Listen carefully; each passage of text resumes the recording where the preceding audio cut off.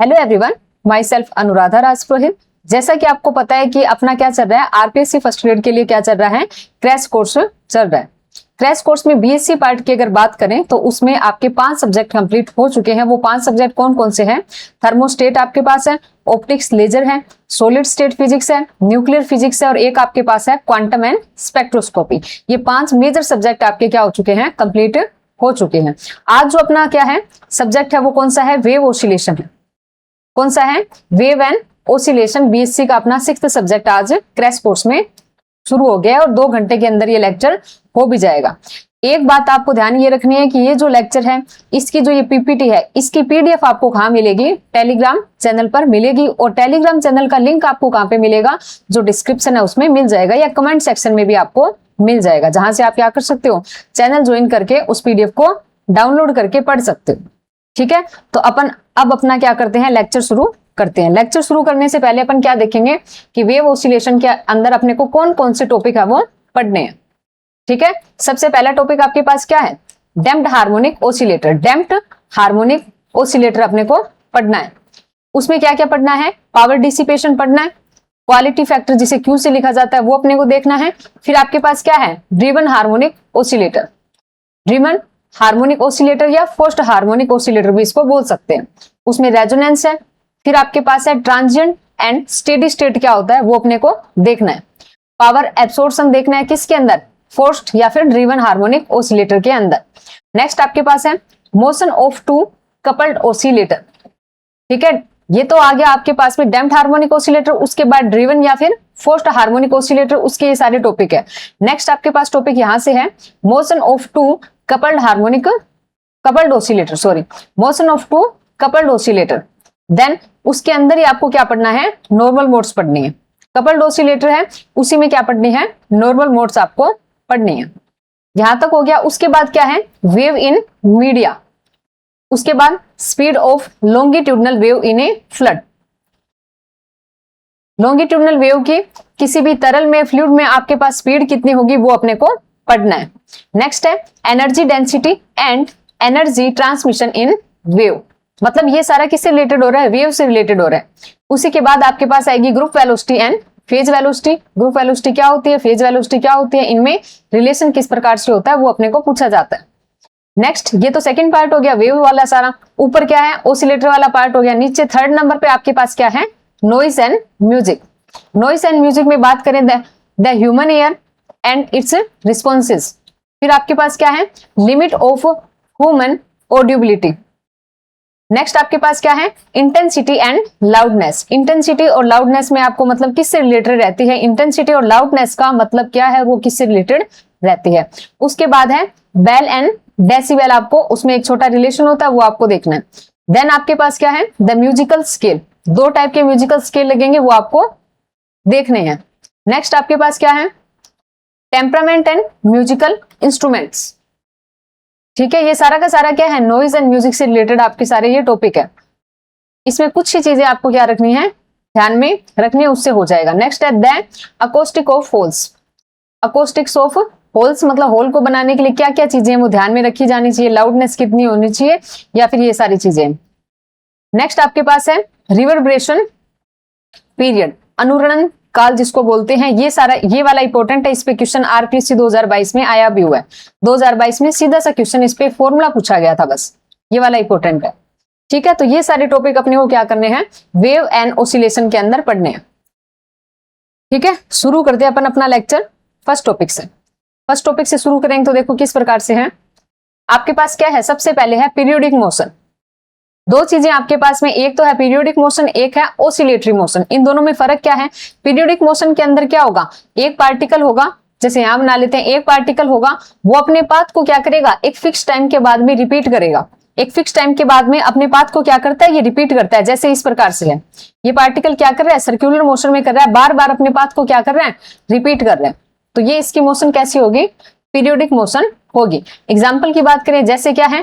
Earth revolving around the sun.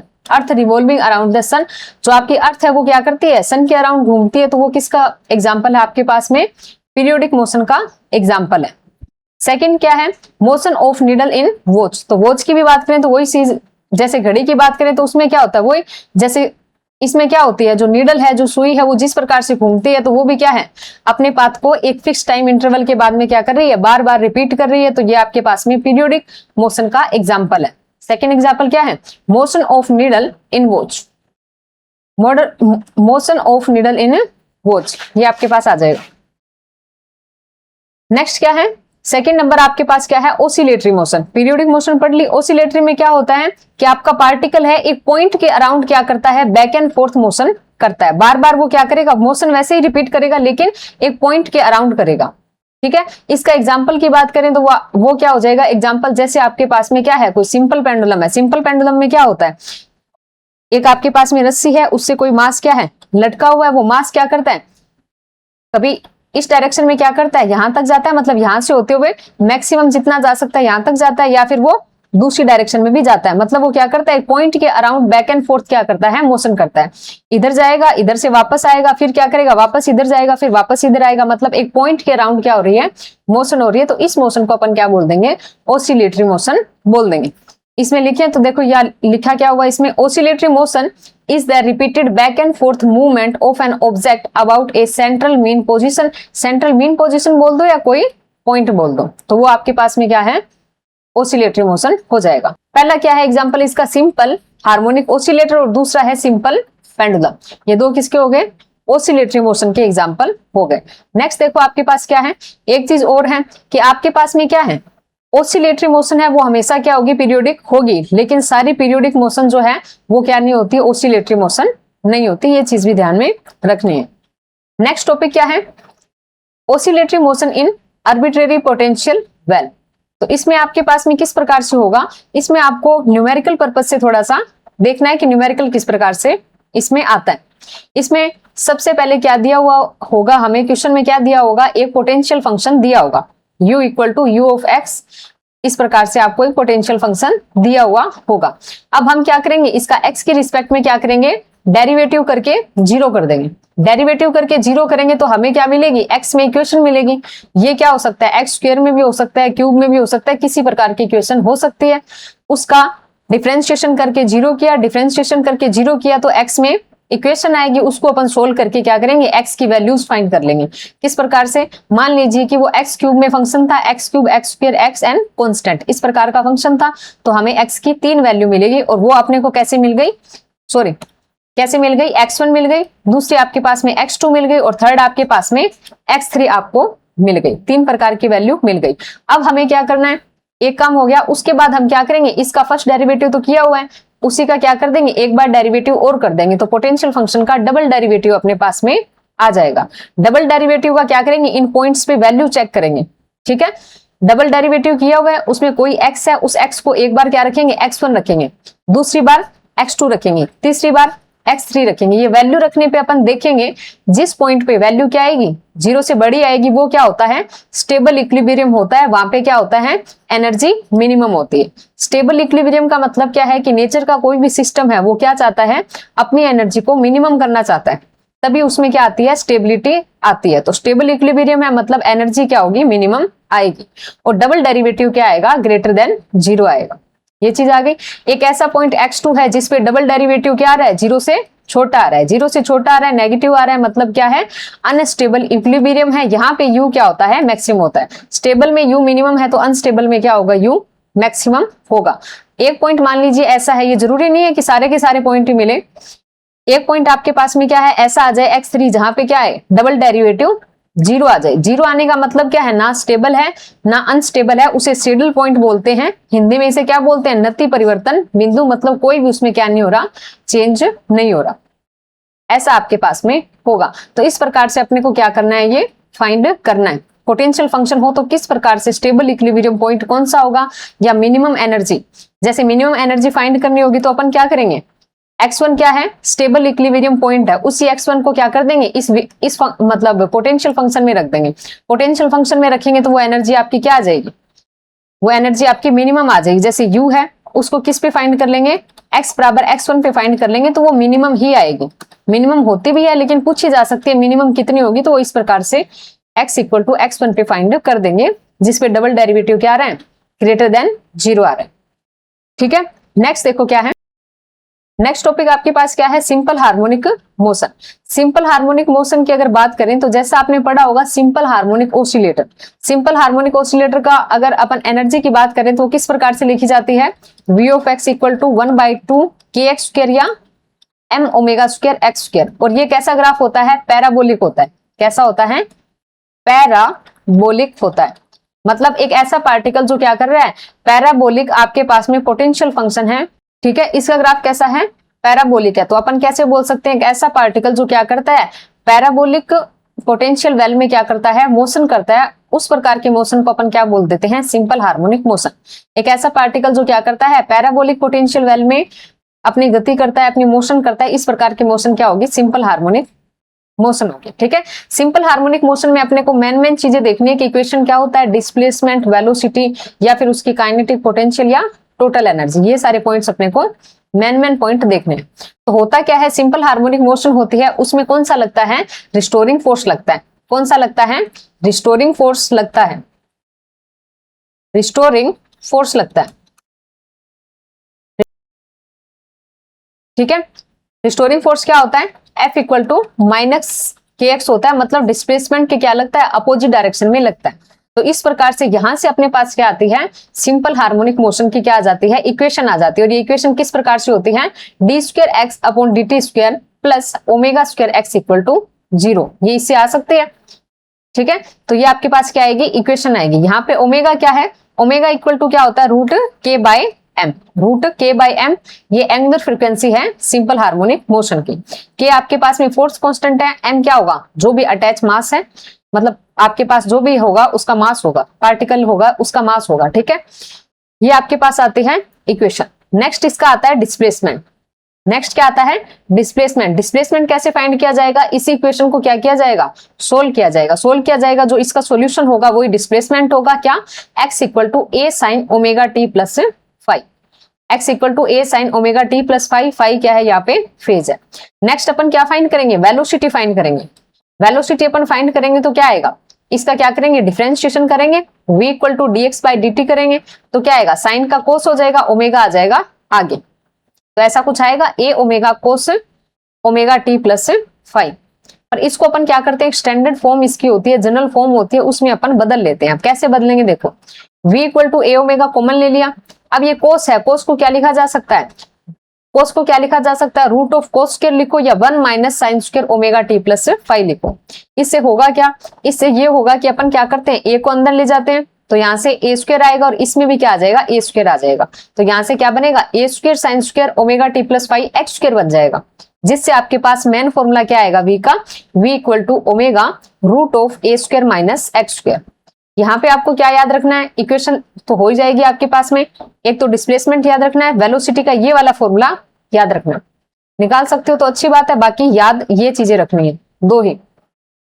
Okay, next देखो क्या है, अब एक्सेलरेशन फाइंड करना है तो आपके पास में क्या होगा, उसमें क्या होता है, ए इक्वल टू क्या करना पड़ेगा, v जो आपका है वेलोसिटी है उसका t की रिस्पेक्ट में डिफरेंशिएशन करना पड़ेगा, तो क्या आ जाएगा, इसको सोल्व कर सकते हैं।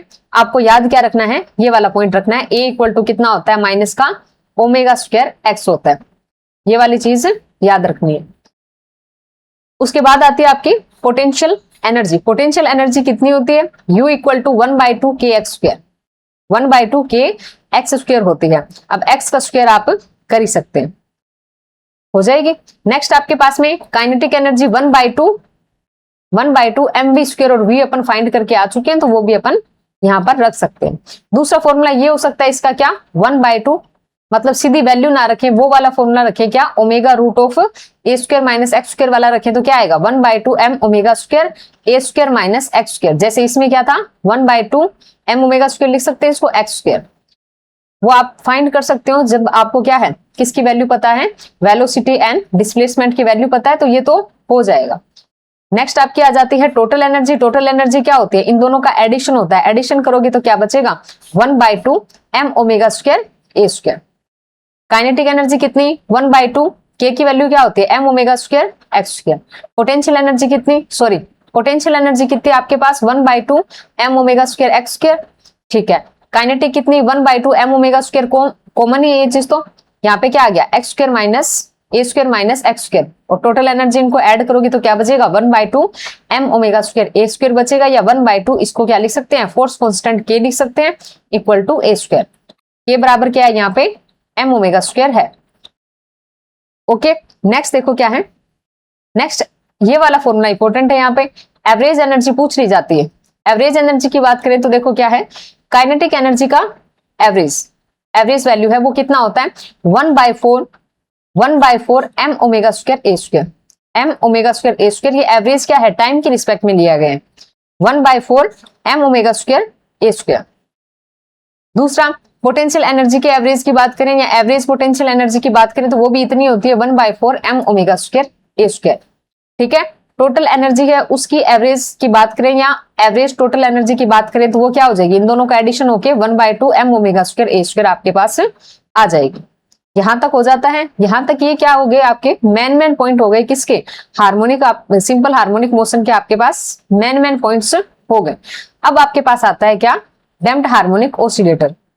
ठीक है, इसको समझने के लिए पहले आपको पता होना चाहिए कि सिंपल हार्मोनिक मोशन में किस किस प्रकार से आपका क्या है डिस्प्लेसमेंट है, वेलोसिटी है, ये चीजें सारी किस प्रकार से होती है। फिर अपन पढ़ते हैं क्या, डैम्प्ड हार्मोनिक ऑसिलेटर, जो कि आपके पास में इंपॉर्टेंट है। ठीक है, सबसे पहले तो हमें यह समझना है कि डैम्प्ड हार्मोनिक ऑसिलेटर होता क्या है। क्या होता है कि आपने क्या पढ़ा, सिंपल हार्मोनिक ऑसिलेटर पढ़ा, क्या पढ़ा, सिंपल हार्मोनिक ऑसिलेटर पढ़ा। अब उसके आगे क्या लगा दिया, कोई मीडियम लगा दिया। सिंपल हार्मोनिक ऑसिलेटर में क्या लग रहा था, आपके पास में सिर्फ रिस्टोरिंग फोर्स लग रहा था, लेकिन यहाँ पे आपने क्या किया है, कोई भी मीडियम ले लिया, मीडियम में उस ऑसिलेटर को रख दिया। मीडियम जैसे आपने वाटर ले लिया तो उसके कारण क्या लगेगा, वाटर के कारण विस्कस फोर्स बोल सकते हो आप या फ्रिक्शनल फोर्स बोल सकते हो, जो क्या करेगा वेलोसिटी के अपोजिट होगा, वो भी एक फोर्स आपके पास में लग जाएगा। अब ये फोर्स लग जाएगा, रिस्टोरिंग तो पहले से ही लग रहा था, लेकिन वाटर यूज करने के कारण एक एक्स्ट्रा फोर्स कौन सा लग रहा है, फ्रिक्शनल या फिर विस्कस फोर्स आपका लग रहा है। अब ये लगने के कारण होगा क्या, जो एनर्जी है वो क्या होगी, टाइम के साथ में उसकी घटती जाएगी।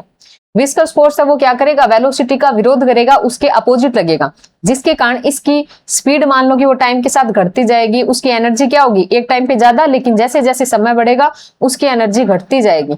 इसी के कारण इसको क्या बोलते हैं, डैम्प्ड हार्मोनिक ऑसिलेटर या अवमंदित हार्मोनिक ऑसिलेटर अपन बोल देते हैं। इसकी एनर्जी किस प्रकार से होगी, थोड़ा सा डायग्राम में देखें, इस प्रकार से इसकी एनर्जी जो है वो टाइम के साथ घटती जाती है। टाइम के साथ घटेगी तो किस प्रकार से होगी, पहले तो ज्यादा होगी, लेकिन विस्कस फोर्स के कारण इसमें क्या होगा, वेलोसिटी का विरोध करेगा, तो इसका मतलब स्पीड घटता जाएगा, एनर्जी इसकी घटती जाएगी, एक टाइम पे ये क्या हो जाएगी, जीरो हो जाएगी। इस प्रकार से ये क्या हो जाती है, घटती जाती है टाइम के साथ, इसका क्या हो जाता है, एनर्जी का अवमंदन हो जाता है। ठीक है, तो ये आपके पास में क्या है, डैम्प्ड हार्मोनिक ऑसिलेटर है। अब इसके अंदर इंपॉर्टेंट पॉइंट्स की बात कर लेते हैं। इंपॉर्टेंट पॉइंट्स की बात करें तो सबसे पहले हम क्या देखें कि इसमें फोर्स कौन से लगते हैं। डैम्प्ड हार्मोनिक ऑसिलेटर में दो प्रकार के फोर्स लगते हैं। ठीक है, डैम्प्ड हार्मोनिक ऑसिलेटर में अगर बात करें तो दो प्रकार के फोर्स लगेंगे। अब यहां पर जगह है नहीं, दो प्रकार के फोर्स लगते हैं। एक तो आपके पास में कौन सा लगता है, रिस्टोरिंग फोर्स लगता है, जिसे अपन F इक्वल टू माइनस के एक्स से लिख देते हैं। दूसरा आपके पास में कौन सा लगता है, दूसरा आपके पास में विस्कस फोर्स बोल दो, या फिर आप क्या बोल दो, FV से लिख लेते हैं इसको, विस्कस फोर्स या फिर फ्रिक्शनल फोर्स बोल सकते हो। वो आपके पास में माइनस का लैम्डा V होता है। ठीक है, ये आपके पास में कौन सा है, विस्कस फोर्स है। कैसा है, विस्कस फोर्स या फ्रिक्शनल फोर्स। ये आपके पास में कौन सा है, रिस्टोरिंग। ये आपके पास में कौन सा है, रिस्टोरिंग फोर्स है। इस प्रकार से यहां पर क्या लगते हैं, दो फोर्स आपके पास में लगते हैं। तो टोटल फोर्स किसके बराबर होगा, इन दोनों के एडिशन के बराबर होगा। अब फोर्स है किसी चीज के बराबर है तो अपन क्या कर सकते हैं, उसको सोल्व करेंगे तो आपके पास में कुछ इस प्रकार से इक्वेशन बन जाएगी। अब ये इक्वेशन ही आपको ध्यान में रखनी है। इक्वेशन किस प्रकार से होती है, डैम्प्ड हार्मोनिक ऑसिलेटर की किस प्रकार से होती है, d2x/dt² plus 2r dx/dt plus ω0² x equal to 0। ये आपके पास में क्या आ जाएगी, इक्वेशन आ जाएगी। यहाँ पर अगर बात करें तो ω0 का स्क्वायर किसके बराबर है, k/m, या ω0 की वैल्यू √k/m है। 2r की वैल्यू किसके बराबर होती है, ये r आपके पास में डैम्पिंग कांस्टेंट ही होता है। इसकी वैल्यू किसके बराबर होती है, λ/m के बराबर होती है, या 1/τ के बराबर आपके पास होती है। हो जाएगा। अब आपके पास क्या आती है, एक ओमेगा आती है। ओमेगा की वैल्यू आपको ध्यान में रखनी है। ओमेगा इक्वल टू कितना होता है, ओमेगा इक्वल टू कितना होता है, रूट ऑफ कितना, जो इसकी पहले आपके पास में नेचुरल फ्रीक्वेंसी थी, ओमेगा नोट का स्क्वायर माइनस आर स्क्वायर होता है। कितना होता है, ओमेगा नोट का स्क्वायर माइनस आर स्क्वायर आपके पास में होता है। इसी आप क्या करोगे, इक्वेशन को जैसे ही सोल्व करोगे तो इसका सॉल्यूशन जो होगा वो ही क्या बताएगा, एम्पलीट्यूड डिस्प्लेसमेंट की वैल्यू बताएगा। ठीक है, डिस्प्लेसमेंट, यहाँ पे एम्पलीट्यूड नहीं आएगा, ये डिस्प्लेसमेंट है, एम्पलीट्यूड क्या है, सिर्फ ये वाला होगा। डिस्प्लेसमेंट की वैल्यू बताएगा। तो x इक्वल टू कितना आएगा आपका solution, x equal to x0 e की power minus RT sine omega t plus phi, ऐसा कुछ सॉल्यूशन होगा। अब यहाँ पर इंपॉर्टेंट क्या है, x नोट की वैल्यू इंपॉर्टेंट है, फाई किस प्रकार से फाइंड करते हैं, ये दो वैल्यू आपकी सबसे ज्यादा इंपॉर्टेंट है।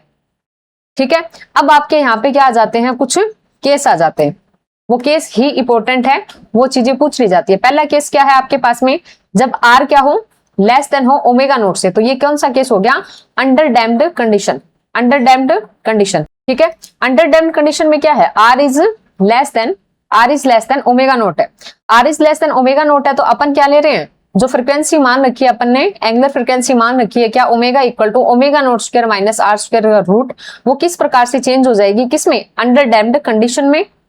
ठीक है, अंडर डैम्प्ड कंडीशन में कैसे होगी, r square minus omega square equal to, अब आपके पास में क्या है, आर है वो ओमेगा नोट से छोटा है, तो सीधी सी बात है क्या आएगा, माइनस बाहर आएगा, माइनस बाहर आएगा, तब आपके पास में क्या बचेगा, मतलब यहाँ पे क्या है, r is less than omega note है, तो ये चीज क्या आ रही है, माइनस में आ रही है।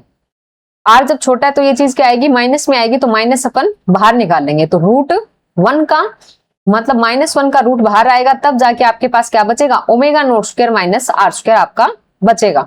ऐसा बचेगा तो अपन क्या बोल देंगे इसको, माइनस के अंदर 1 है, उसका रूट है, उसको आयोटा बोल देंगे, और ये आपके पास में नॉर्मली क्या है, ओमेगा बन जाएगा।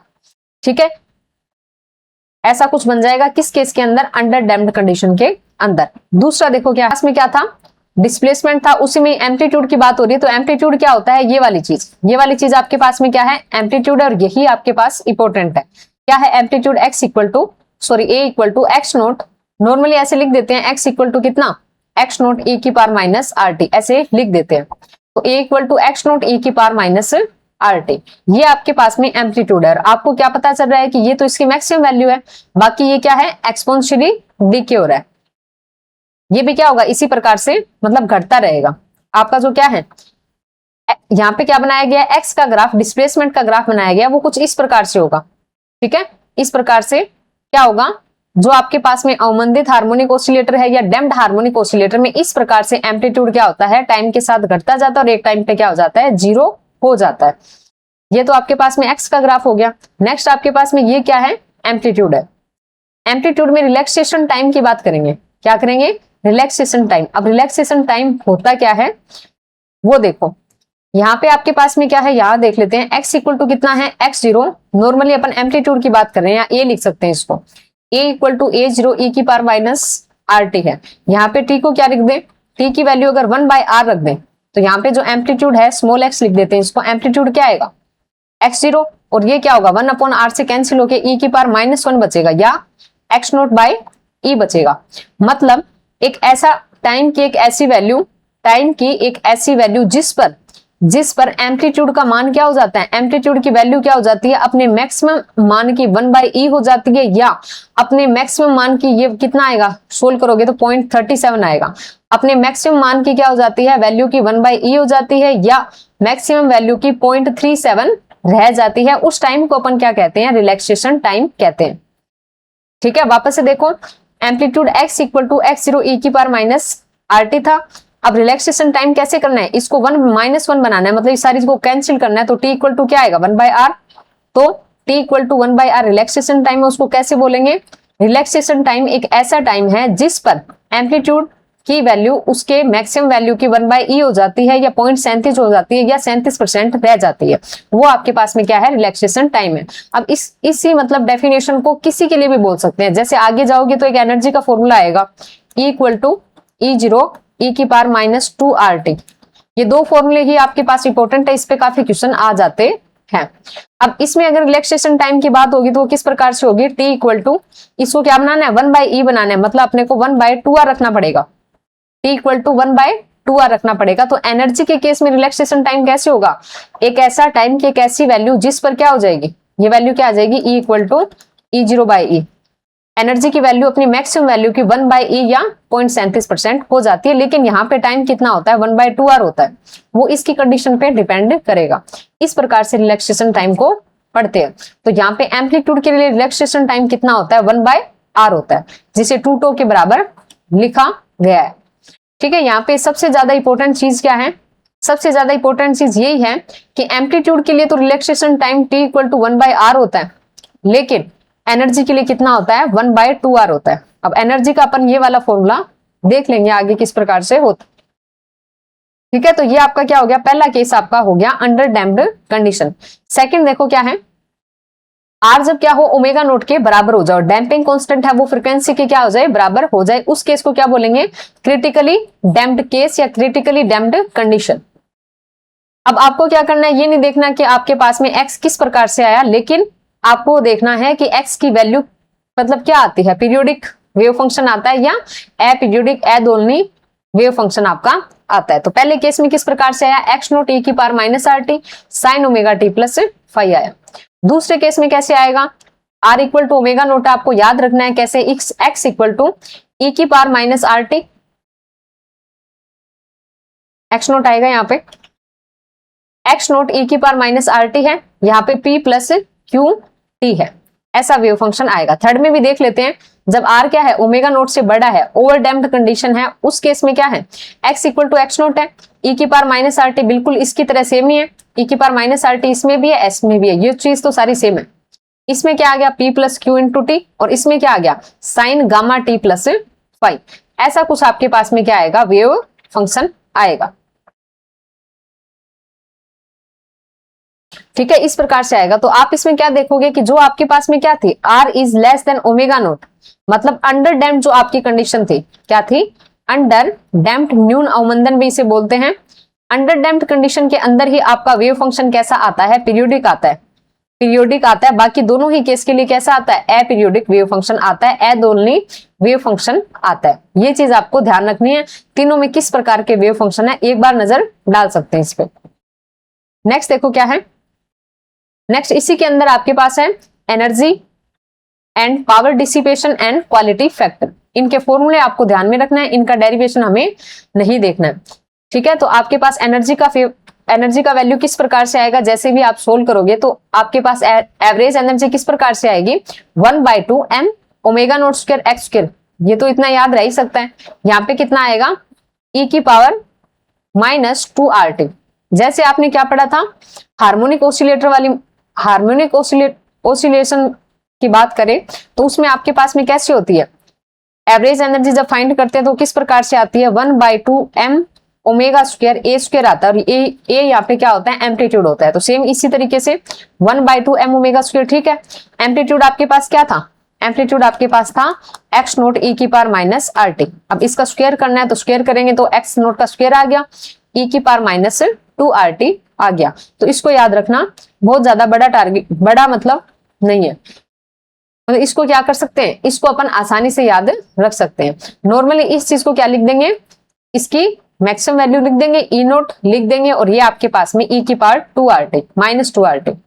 एम्पलीट्यूड था x equal to x naught e की पावर माइनस RT, और आपके पास एनर्जी कितनी होती है, E equal to E0 e की पावर माइनस 2RT। ये दो फॉर्मूले आपको याद रखने हैं। ठीक है, ये वाला इंपॉर्टेंट है। अब वही रिलैक्सेशन टाइम आपको बता दिया है पीछे, रिलैक्सेशन टाइम कैसे होगा, इसको -1 बनाना है, 1/E बनाना है, तो t equal to 2r 1/2r कर देंगे, क्या कर देंगे, 1/2r कर देंगे, जिसे टो के बराबर हमने लिखा है। दूसरा आपके पास आता है क्या, नेक्स्ट पावर डिसिपेशन आता है। पावर डिसिपेशन का फॉर्मूला कैसे होगा, एवरेज पावर इक्वल टू कितना होता है, 2r की वैल्यू क्या होती है, 1/2 या 1/2r की वैल्यू 2, मतलब टाइम के बराबर होती है। और वैसे भी पावर इक्वल टू क्या होती है, एनर्जी पर टाइम होता है, इसलिए ये आ गया 2r आगे, और आपके पास में एवरेज एनर्जी या एवरेज एनर्जी बाय टो, कैसे भी लिख सकते हैं। नेक्स्ट क्या है, क्वालिटी फैक्टर है। क्वालिटी फैक्टर का फॉर्मूला क्या होगा, 2π/T, इंटू में क्या है, ऊपर एवरेज एनर्जी नीचे एवरेज पावर, 2π/T ऊपर एवरेज एनर्जी नीचे एवरेज पावर। अब इसको चेंज करेगा ये इसका सही फॉर्मूला जो है वो निकालेगा, ये 2π/T रख दिया, E भी सेम ही है, P को इसने चेंज कर लिया, P इक्वल टू क्या होगा, ये वाला formula average energy by two, average energy by two है वो ऊपर चला जाएगा, E से E कैंसिल होगा तो 2π/T इंटू टो बनेगा। नेक्स्ट आपके पास क्या आ जाएगा, Q equal to simple formula क्या आ जाएगा, ओमेगा इंटू टो आ जाएगा, ठीक है, या omega by tau equal to 1/2r होता है तो टो आर आ जाएगा, मतलब ओमेगा अपॉन 2r आ जाएगा ऐसा। बाकी मैन ये ही फॉर्मूला क्वालिटी फैक्टर का ध्यान में रखते हैं, एक बार वो भी आप लिख सकते हैं। एक केस कौन सा होता है, 2π/T ऊपर एवरेज एनर्जी नीचे एवरेज पावर, बाकी सोल्व तो कर ही सकते हो, कैसे, एवरेज पावर को क्या लिख सकते हो, एवरेज एनर्जी बाय टो, बस इतना ही लिखना। मैन फॉर्मूला आपको ये याद रखना है, Q इक्वल टू कितना होता है, ओमेगा टो, ये वाली चीज आपको ध्यान में रखनी है।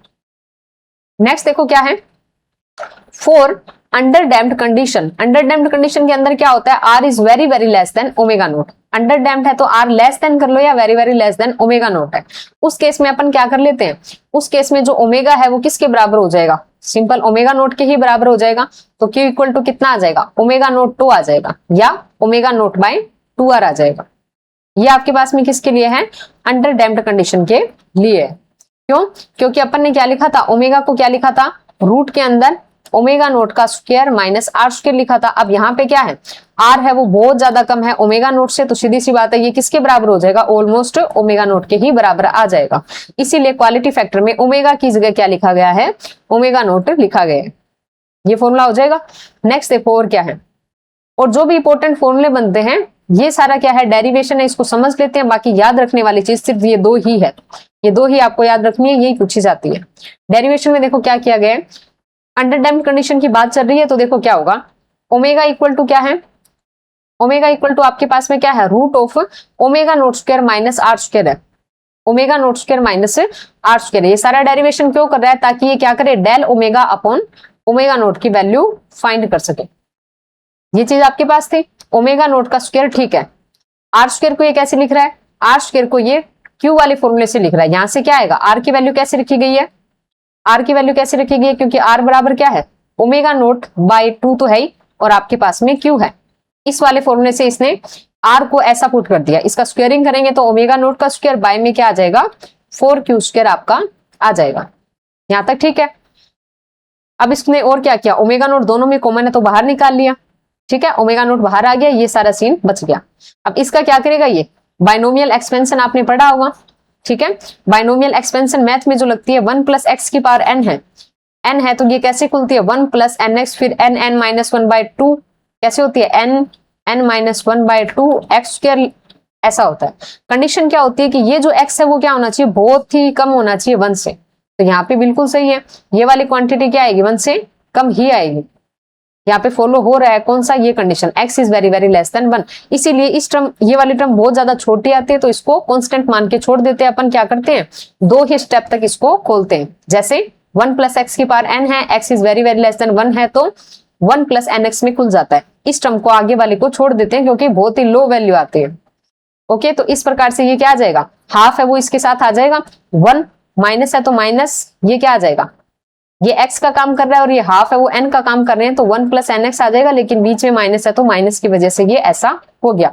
1/2 से मल्टीपल करेंगे तो 8q² आ जाएगा। अब इससे ये क्या करेगा, सोल्व आप कर सकते हो, इसको सोल्व करोगे तो आपके पास क्या आएगा, omega minus omega note by omega naught, मतलब del omega upon omega note equal to कितना आता है, माइनस का 12.5 अपॉन q²। बस ये जो चीज है इंपॉर्टेंट है, दूसरे में इसका जस्ट क्या करना है, अपोजिट ही करना है, इंपॉर्टेंट है, ठीक है। Omega minus omega nought upon omega note equal to क्या है, माइनस का 12.5 अपॉन q² में। अब इसी प्रकार से आपको क्या करना है, टाइम पीरियड का करना है, तो जहां पे माइनस है उसमें प्लस करना है बस, ठीक है। t - t0 अपॉन t0 उसकी वैल्यू करेंगे तो 12.5 अपॉन q²।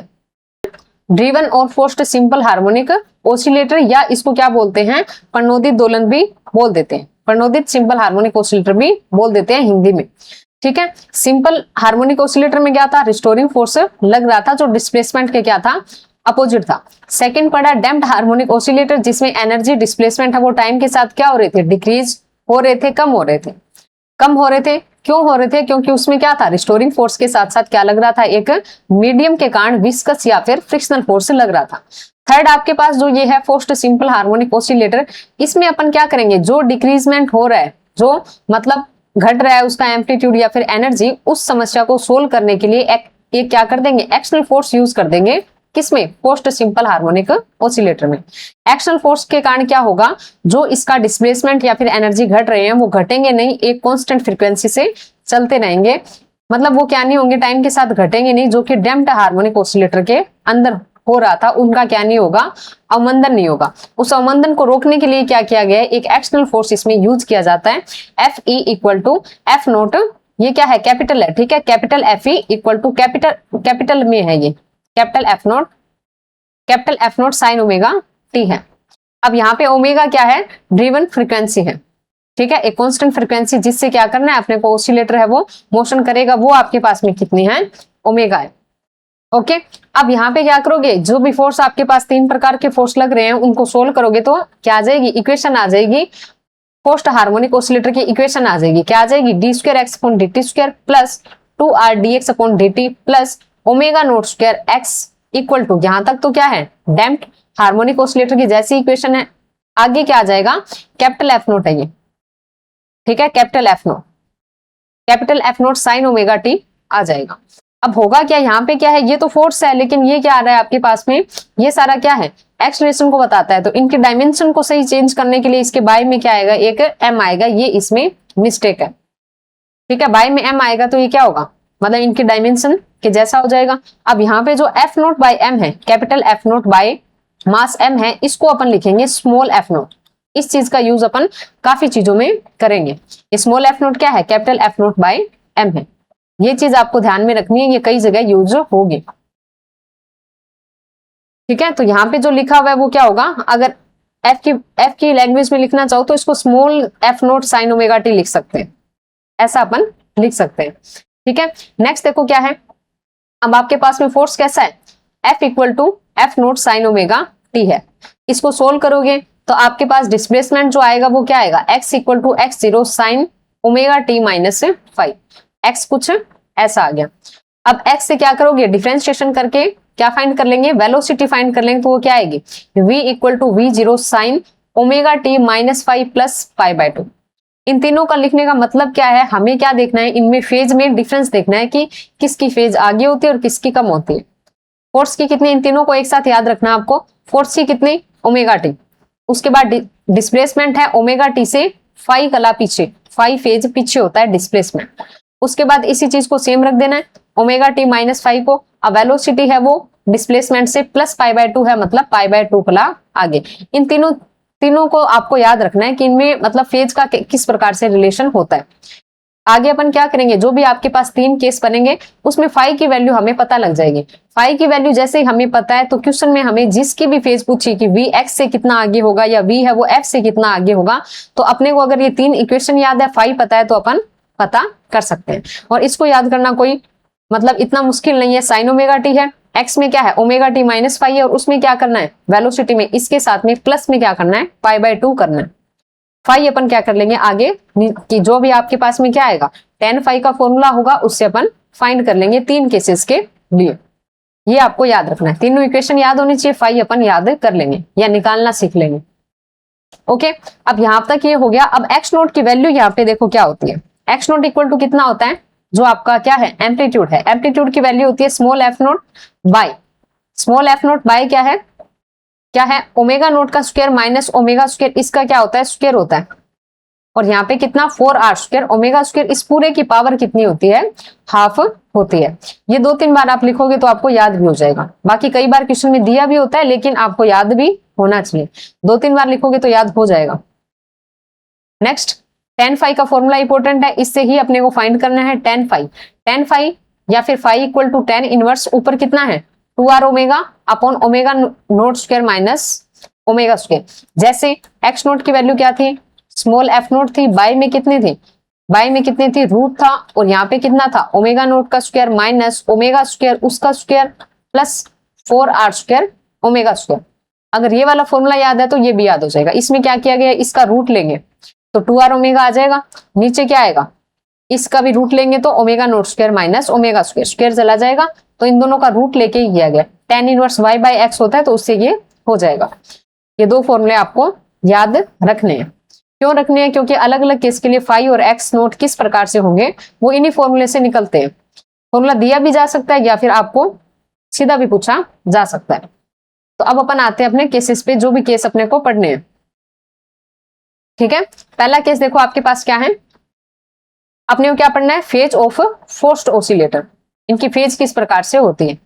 पहला केस है जब ओमेगा क्या है, ओमेगा नोट से बहुत कम है, omega is very very less than omega note, इसे क्या बोल देंगे, लो ड्रिवन फ्रीक्वेंसी। क्या है, लो ड्रिवन फ्रीक्वेंसी पे बात करेंगे तो देखो क्या होगा, tan phi equal to omega बहुत ज्यादा कम है, ओमेगा बहुत ज्यादा ओमेगा नोट से कम है, इस केस में देख सकते हैं तो इसको क्या मानेंगे, नेग्लेक्ट करके छोड़ देंगे, ओमेगा नोट को क्या कर देंगे, यहां से हटा देंगे तो क्या आएगा 2r ओमेगा, नीचे ओमेगा नोट का स्क्वायर आ जाएगा। अब आपने देखा कि ओमेगा नोट है वो बहुत ही बड़ी क्वांटिटी है ओमेगा से, जब बड़ी क्वांटिटी है उसका क्या किया गया है, स्क्वायर किया गया।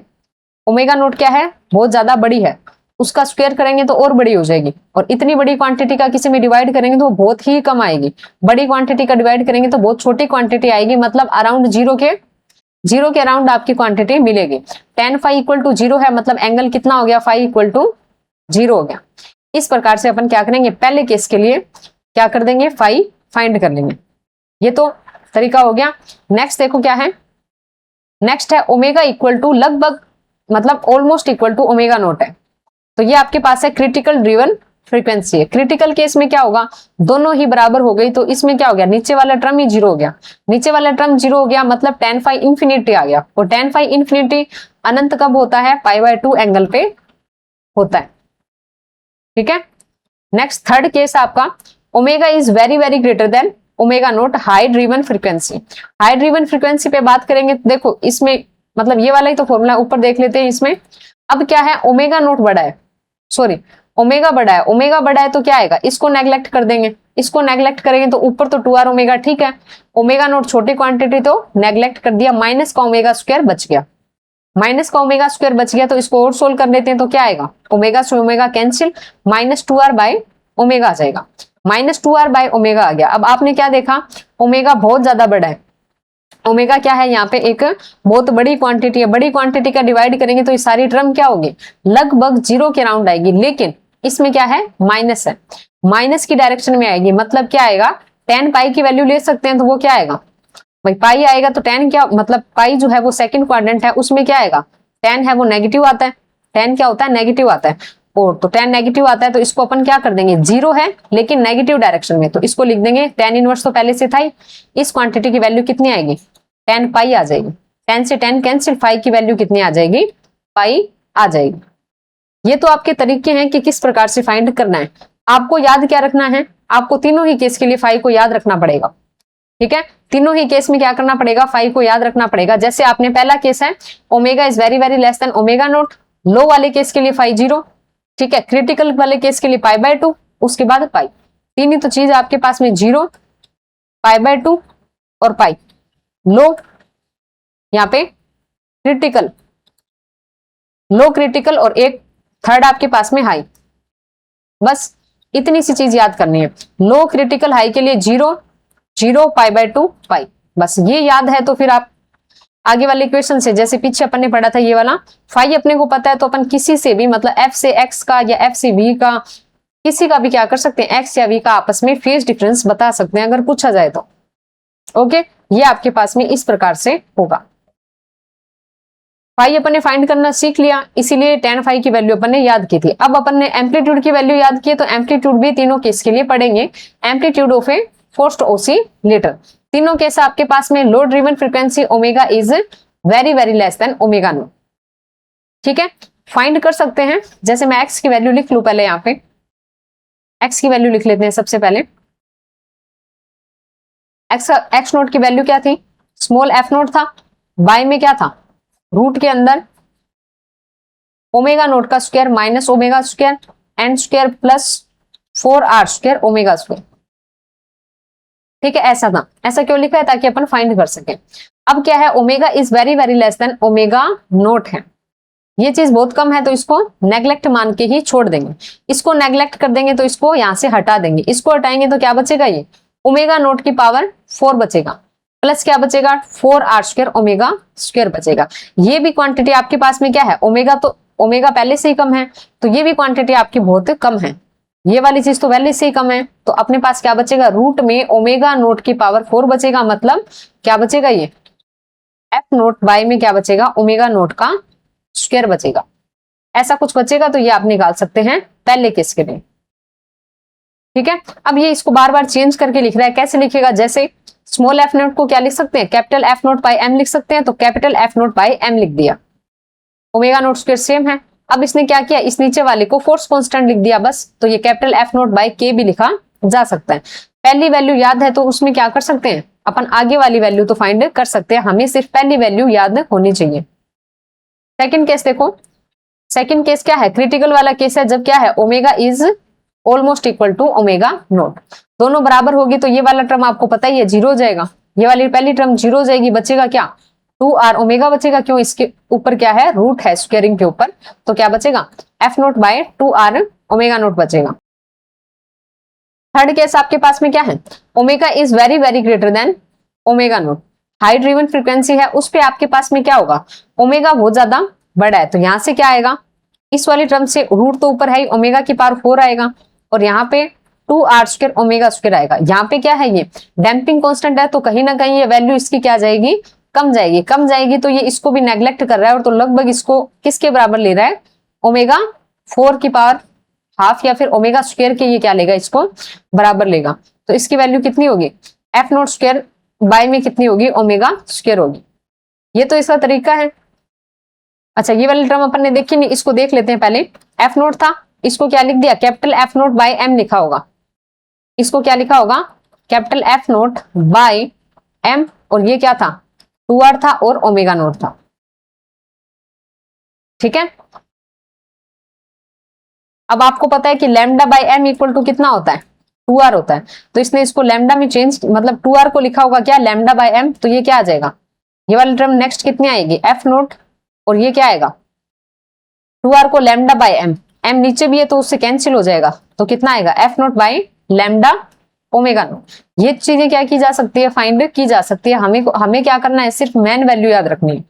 पहला केस है जब ओमेगा बहुत ज्यादा बड़ी है, लो ड्रिवन फ्रीक्वेंसी है, ओमेगा नोट बड़ी है तो एक्स नोट आया F note by omega note का square, small F note by omega note का स्क्वायर। थर्ड केस था जब क्या है ओमेगा बहुत बड़ी है, ओमेगा नोट बड़ी है तो नीचे आ गया ओमेगा नोट का स्क्वायर, ओमेगा बड़ी है तो सिर्फ ओमेगा का स्क्वायर आ गया, तो ये दोनों तो आपस में वैसे भी याद रह सकते हैं। थर्ड केस जब बराबर है तो small F note by 2r omega nought करना है। अब इनसे आगे वाली टर्म आप फाइंड कर सकते हैं, बाकी आपको ये तीन ही चीजें याद है तो आंसर हो जाएगा। ओके, नेक्स्ट आपके पास इंपॉर्टेंट फॉर्मूला है, वो आपका ये है। इंपॉर्टेंट फॉर्मूला क्या है, एक्स नोट जब आपके पास क्या हो, क्रिटिकल वाला केस हो, ओमेगा लगभग बराबर ओमेगा नोट है, बाय एक्स नोट जब omega is very very less than omega note है, मतलब ऊपर क्या है क्रिटिकल वाला केस है, नीचे लो वाला केस है। इन दोनों का डिस्प्लेसमेंट जो है उनका रेशियो कितना होता है, क्वालिटी फैक्टर के बराबर होता है, जिसकी वैल्यू ओमेगा नोट 2 होती है। इस पे न्यूमेरिकल आ जाता है, ये चीज इंपॉर्टेंट है आपकी, इस पे न्यूमेरिकल देखने को मिल सकता है। ठीक है, नेक्स्ट देखो क्या है, नेक्स्ट आपके पास क्या है, नेक्स्ट है in case of amplitude resonance, आयाम अनुनाद की कंडीशन है। इसमें क्या होता है, नॉर्मली अपन क्या पढ़ते हैं, जैसे अपने पास क्या है आयाम अनुनाद है, एम्पलीट्यूड रेजोनेंस में आपका जो क्या होता है फ्रीक्वेंसी होती है वो किस प्रकार से लिखी जाती है, ओमेगा आर इक्वल टू कितना, ओमेगा आर इक्वल टू कितना, omega R equal to root of omega note square minus 2r square. ये दोनों ही फॉर्मूले आपके इंपॉर्टेंट है और इस पे क्वेश्चन आ सकता है। ओमेगा आर इक्वल टू कितना, root of omega note square minus 2r square. इसी प्रकार से एम्पलीट्यूड रेजोनेंस या आयाम अनुनाद की कंडीशन में जो मैक्सिमम आपके पास क्या होता है, मैक्सिमम एम्पलीट्यूड की वैल्यू कितनी होती है, f0 into Q by omega note का स्क्वायर, और यहाँ पे कितना 1 + 1/8 क्यू स्क्वायर। 3-4 बार इस चीज को लिखोगे तो ये आपके याद में हो जाएगा, F nought Q bye omega note square 1 + 1/8 Q square. अब इसको कैपिटल एफ नोट में भी बना सकते हो। इसको कैसे लिखोगे? Capital F nought Q by M omega square, omega note square, और ये वाली चीज सेम। अब इसको वापस क्या कर देगा? कैपिटल एफ नोट क्यू, इसको क्या कर देगा? फोर्स कांस्टेंट लिख देगा। ऐसा भी लिखा हो सकता है, कैसे भी लिख सकते हैं। हमें मेन फॉर्मूला याद रखना है। सारे की सारी चीजें स्मॉल एफ नोट में याद कर लेते हैं ताकि आगे जाकर कंफ्यूजन ना हो। सारी चीजें स्मॉल एफ नोट में याद कर लेंगे या फिर सारी चीजें कैपिटल एफ नोट में याद कर लेंगे, मर्जी आपकी है। ठीक है, तो आपके दो फॉर्मूले हैं किसमें? आयाम अनुनाद या फिर एम्पलीट्यूड रेजोनेंस में। एक तो फ्रीक्वेंसी और एक मैक्सिमम एम्पलीट्यूड। दोनों के ही फॉर्मूले इंपॉर्टेंट है, आपको याद रखने। थोड़ी सी इसकी बात कर लेते हैं। इस पे ऐसे होता है कि जब आपके पास में क्या है, मैक्सिमम आयाम की बात होगी, मैक्सिमम एम्पलीट्यूड की बात होगी, तो मैक्सिमम एम्पलीट्यूड किस फ्रीक्वेंसी पे होता है? जब क्या होता है, फ्रीक्वेंसी कितनी होती है? जब आपकी फ्रीक्वेंसी कितनी होती है? रूट के अंदर ओमेगा नोट स्क्वायर माइनस कितना? 2r²। एम्पलीट्यूड मैक्सिमम इस फ्रीक्वेंसी पे होगा। बाकी वेलोसिटी है, पावर है, एनर्जी है, उनके मैक्सिमम की बात होगी तब वो किस पे होगी? सिंपल ओमेगा नोट पर ही होगी। वो ओमेगा नोट पे होगी, लेकिन ये सारे किस पे होंगे? Omega naught square minus 2r² पे होंगे। ठीक है, एम्पलीट्यूड मैक्सिमम किस पे होगा? एम्पलीट्यूड होगा इस वाली पे, omega equal to omega note square minus 2r²। बाकी सारे ओमेगा नोट पे ही मैक्सिमम होंगे। ठीक है, अब नेक्स्ट आपके पास क्या आता है? वेलोसिटी इन ए फोर्स्ड ओसिलेटर। फोर्स्ड ओसिलेटर की वेलोसिटी भी एक बार पूछी गई है। तो वेलोसिटी में क्या है आपके पास? देखो v0 इक्वल टू, अपन ने क्या लिखा था? x नोट लिखा था। आपको पता होगा v इक्वल टू क्या होता है? r इंटू ओमेगा होता है। ये आपके पास मान लीजिए कि x का काम कर रहा है तो उसमें क्या है? ओमेगा का मल्टीपल किया है, तो ये वाली टर्म ओमेगा के अलावा सारा क्या है? x ही तो है, x नोट ही तो है। x नोट को ओमेगा से मल्टीपल किया तो ये v नोट बन गया। क्या बन गया? v नोट इक्वल टू कितना? x note omega. इस प्रकार से लिखा गया है, ओमेगा से मल्टीपल कर दिया। अब इसको ये क्या कर रहे हैं? इसको ये क्या कर रहे हैं? कैपिटल F0 को क्या कर सकते, सॉरी स्मॉल f0 को कैपिटल F0 बाय m लिख सकते हैं। ऐसा हो गया, बाकी सारा सेम है। नेक्स्ट इसने क्या किया? f नोट बाय m को रख लिया। अब ये ओमेगा है, ये नीचे जाके क्या होगा? 1/ओमेगा, और अंदर जाएगा हाफ के अंदर, रूट के अंदर, तो स्क्वायर के रूप में जाएगा। स्क्वायर के रूप में जाएगा तो पहली क्वांटिटी में जाएगा तो omega naught square by capital, मतलब ओमेगा स्क्वायर, सॉरी, माइनस इससे ये cancel, plus 4r² omega square.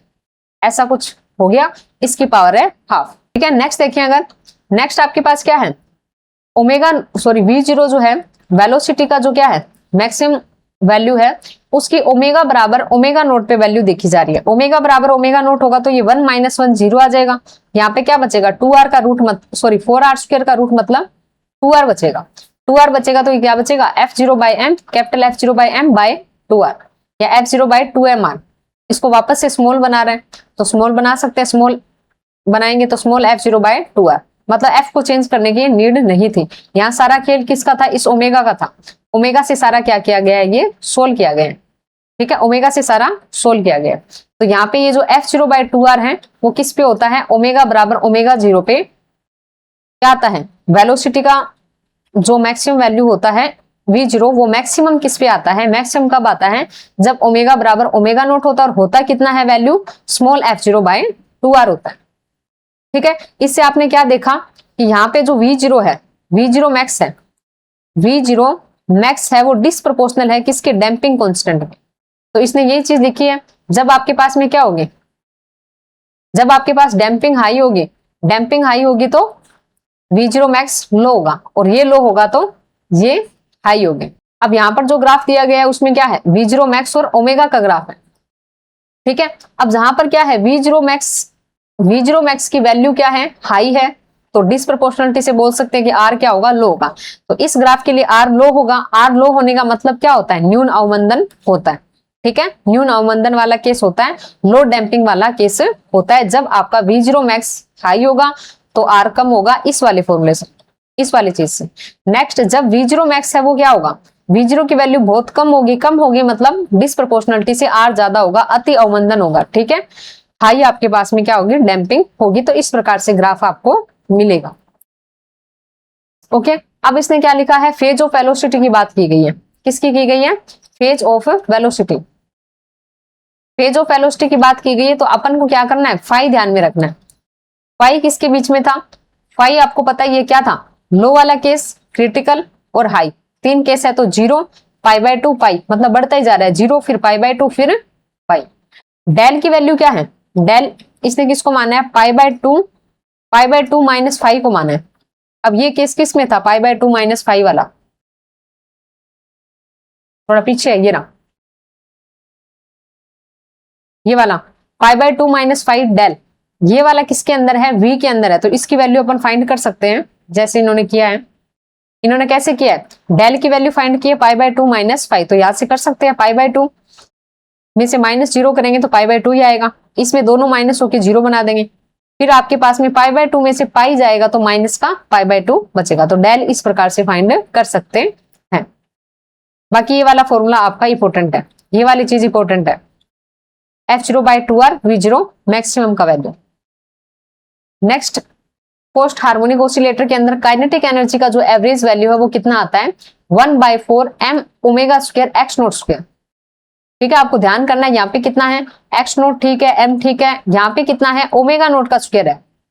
लेकिन पोटेंशियल एनर्जी का जो एवरेज वैल्यू उसमें कितना चेंज है?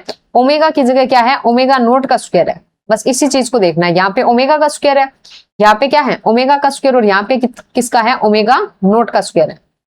ठीक है, 1/4 m x note square omega square, और पोटेंशियल एनर्जी में क्या है? ओमेगा नोट का स्क्वायर है, उसमें ओमेगा का है। एवरेज अपन क्या करेंगे? एवरेज एनर्जी फाइंड करेंगे तो दोनों का एडिशन करेंगे, तो ये कॉमन चीज तो बाहर आ गई, बचेगा क्या? Omega square plus omega note का स्क्वायर। पहले पोटेंशियल एनर्जी लिखते हैं तो omega naught square plus omega square भी हो सकता है। ये फॉर्मूला इंपॉर्टेंट है आपके दोनों के, इन दोनों में से ये तो हो ही जाएगा, मतलब इन दोनों को याद रखना है। नेक्स्ट है पी की एवरेज वैल्यू की बात करें तो वो कितनी आती है? Small m r omega square x note square. इससे ज्यादा इंपॉर्टेंट क्या चीज है? ये वाली है, ये वाली चीज ज्यादा इंपॉर्टेंट है। ये तो पी का एवरेज वैल्यू है, m r omega square x note का स्क्वायर है। अब पी का एवरेज वैल्यू कितना आ गया? m r omega square x note का स्क्वायर आ गया। अब पी जो आपके पास एवरेज था उसकी मैक्सिमम वैल्यू फाइंड कर रहे हैं। मैक्सिमम वैल्यू फाइंड करेंगे तो वो ओमेगा बराबर किस पे होती है? ओमेगा नोट पे होती है। ओमेगा बराबर ओमेगा नोट जो है उस केस पे एवरेज पावर है वो मैक्सिमम होती है। उसकी वैल्यू कितनी? F nought square tau by 2m, capital F nought square tau by 2m होती है। ये भी आपका इंपॉर्टेंट है। तो दो चीज इंपॉर्टेंट आ गई क्या? एक तो था V0 का, V0 मैक्स है जो किस पे था? ओमेगा बराबर ओमेगा नोट पे था। उसकी वैल्यू आपके पास कितनी आई? F0/2R आई। दूसरा आया P मैक्सिमम, P एवरेज का मैक्सिमम, जो इसी चीज वही चीज थी, ओमेगा बराबर ओमेगा नोट पे ही आया, और ये वैल्यू आपके पास है कैपिटल F0 का स्क्वायर टो बाय 4। दोनों ही चीज आपकी इंपॉर्टेंट है। नेक्स्ट आ जाता है इसी केस के लिए क्वालिटी फैक्टर आ जाता है। क्या आ जाता है आपका? Quality factor. क्वालिटी फैक्टर की बात करें तो Q इक्वल टू कितना? 2/T, ये तो होता ही है 2π/T, और एवरेज एनर्जी और बाय एवरेज पावर। इसको ओमेगा इनटू ये चीज भी लिखी जा सकती है। अब जब आप क्या करोगे? ओमेगा तो है ही, इसकी वैल्यू ये वाली रही, पी की वैल्यू ये वाली रही, इन दोनों से क्या करोगे? जब वैल्यू रखोगे तो आपके पास मेन फॉर्मूला ये आएगा, और ये वाला भी पूछा जा चुका है, ये भी इंपॉर्टेंट है। क्या आएगा value? Omega tau by 2, omega tau by 2, 1 plus omega note square by omega square, 1 plus omega note square by omega square. ये भी आपको याद रखना। तो इंपॉर्टेंट चीजें क्या क्या हो गई? काइनेटिक एनर्जी, पोटेंशियल एनर्जी की वैल्यू, जिससे आप ये वाला फाइंड कर सकते हो। इसके अलावा पी मैक्सिमम, जो पी एवरेज है उसका मैक्सिमम वैल्यू कितना होता है वो, और ये क्वालिटी फैक्टर, ये सारी चीजें इंपॉर्टेंट है। नेक्स्ट क्या है? इसी की वैल्यू फाइंड करिए। जैसे पीछे जो फॉर्मूला है आपका उसमें क्या किया गया? ओमेगा बराबर ओमेगा नोट रखेंगे तो जो 1 plus omega note square by omega square था वो 1 हो जाएगा। तो ऐसा कुछ आ जाएगा, 2 से 2 कैंसिल होकर ओमेगा नोट 2 आ जाएगा। तो ये आपके पास ओमेगा नोट 2 बाय 2R आ जाएगा, ओमेगा बराबर ओमेगा नोट के लिए। और वैसे भी ऐसे ही होता है। वैसे क्या होता है? ओमेगा इंटू 2 होता है, जहां पे ओमेगा की जगह ओमेगा नोट आ गया और 2 की जगह 1/2R आ गया। इसी को और तरीके से लिखे तो ओमेगा नोट बाय 2R, ये 2R क्या होता है? दोनों के अंदर डिफरेंस होता है। ठीक है, ओमेगा 2 माइनस, ऐसे भी लिख देते हैं, ओमेगा नोट बाय 2R को क्या लिख देते हैं? Omega naught by omega 2 minus omega 1, या फिर डेल ओमेगा भी लिख देते हैं। इसको क्या बोल देंगे, नेचुरल फ्रीक्वेंसी है ऊपर, नीचे बैंड विड्थ है। Quality factor Q equal to natural frequency omega note by bandwidth omega 2 minus omega 1। Okay, ये वाली चीज भी आपकी इंपॉर्टेंट है, ये वाला। नेक्स्ट नोट पॉइंट लगा के क्या लिखा गया है, ड्रिवन ऑसिलेटर में amplitude resonance frequency omega equal to omega R equal to root of omega note square minus 2r square पर मैक्सिमम होता है, but energy velocity power omega बराबर ओमेगा 0 पे मैक्सिमम होता है। इसकी बात अपन कर चुके हैं। एम्पलीट्यूड मैक्सिमम किस फ्रीक्वेंसी पे होता है, ओमेगा आर बोल दो जिसको, रेजोनेंस की बात है तो, equal to omega R equal to root of omega note square minus कितना 2r स्क्वायर होता है। बाकी एनर्जी हो, वेलोसिटी हो, पावर हो, वो सारे किस पे होते हैं, मैक्सिमम ओमेगा बराबर ओमेगा 0 पे होते हैं। ये वाला पॉइंट इंपॉर्टेंट है। नेक्स्ट टॉपिक क्या है अपना, transient and steady state response. Steady state response, ठीक है।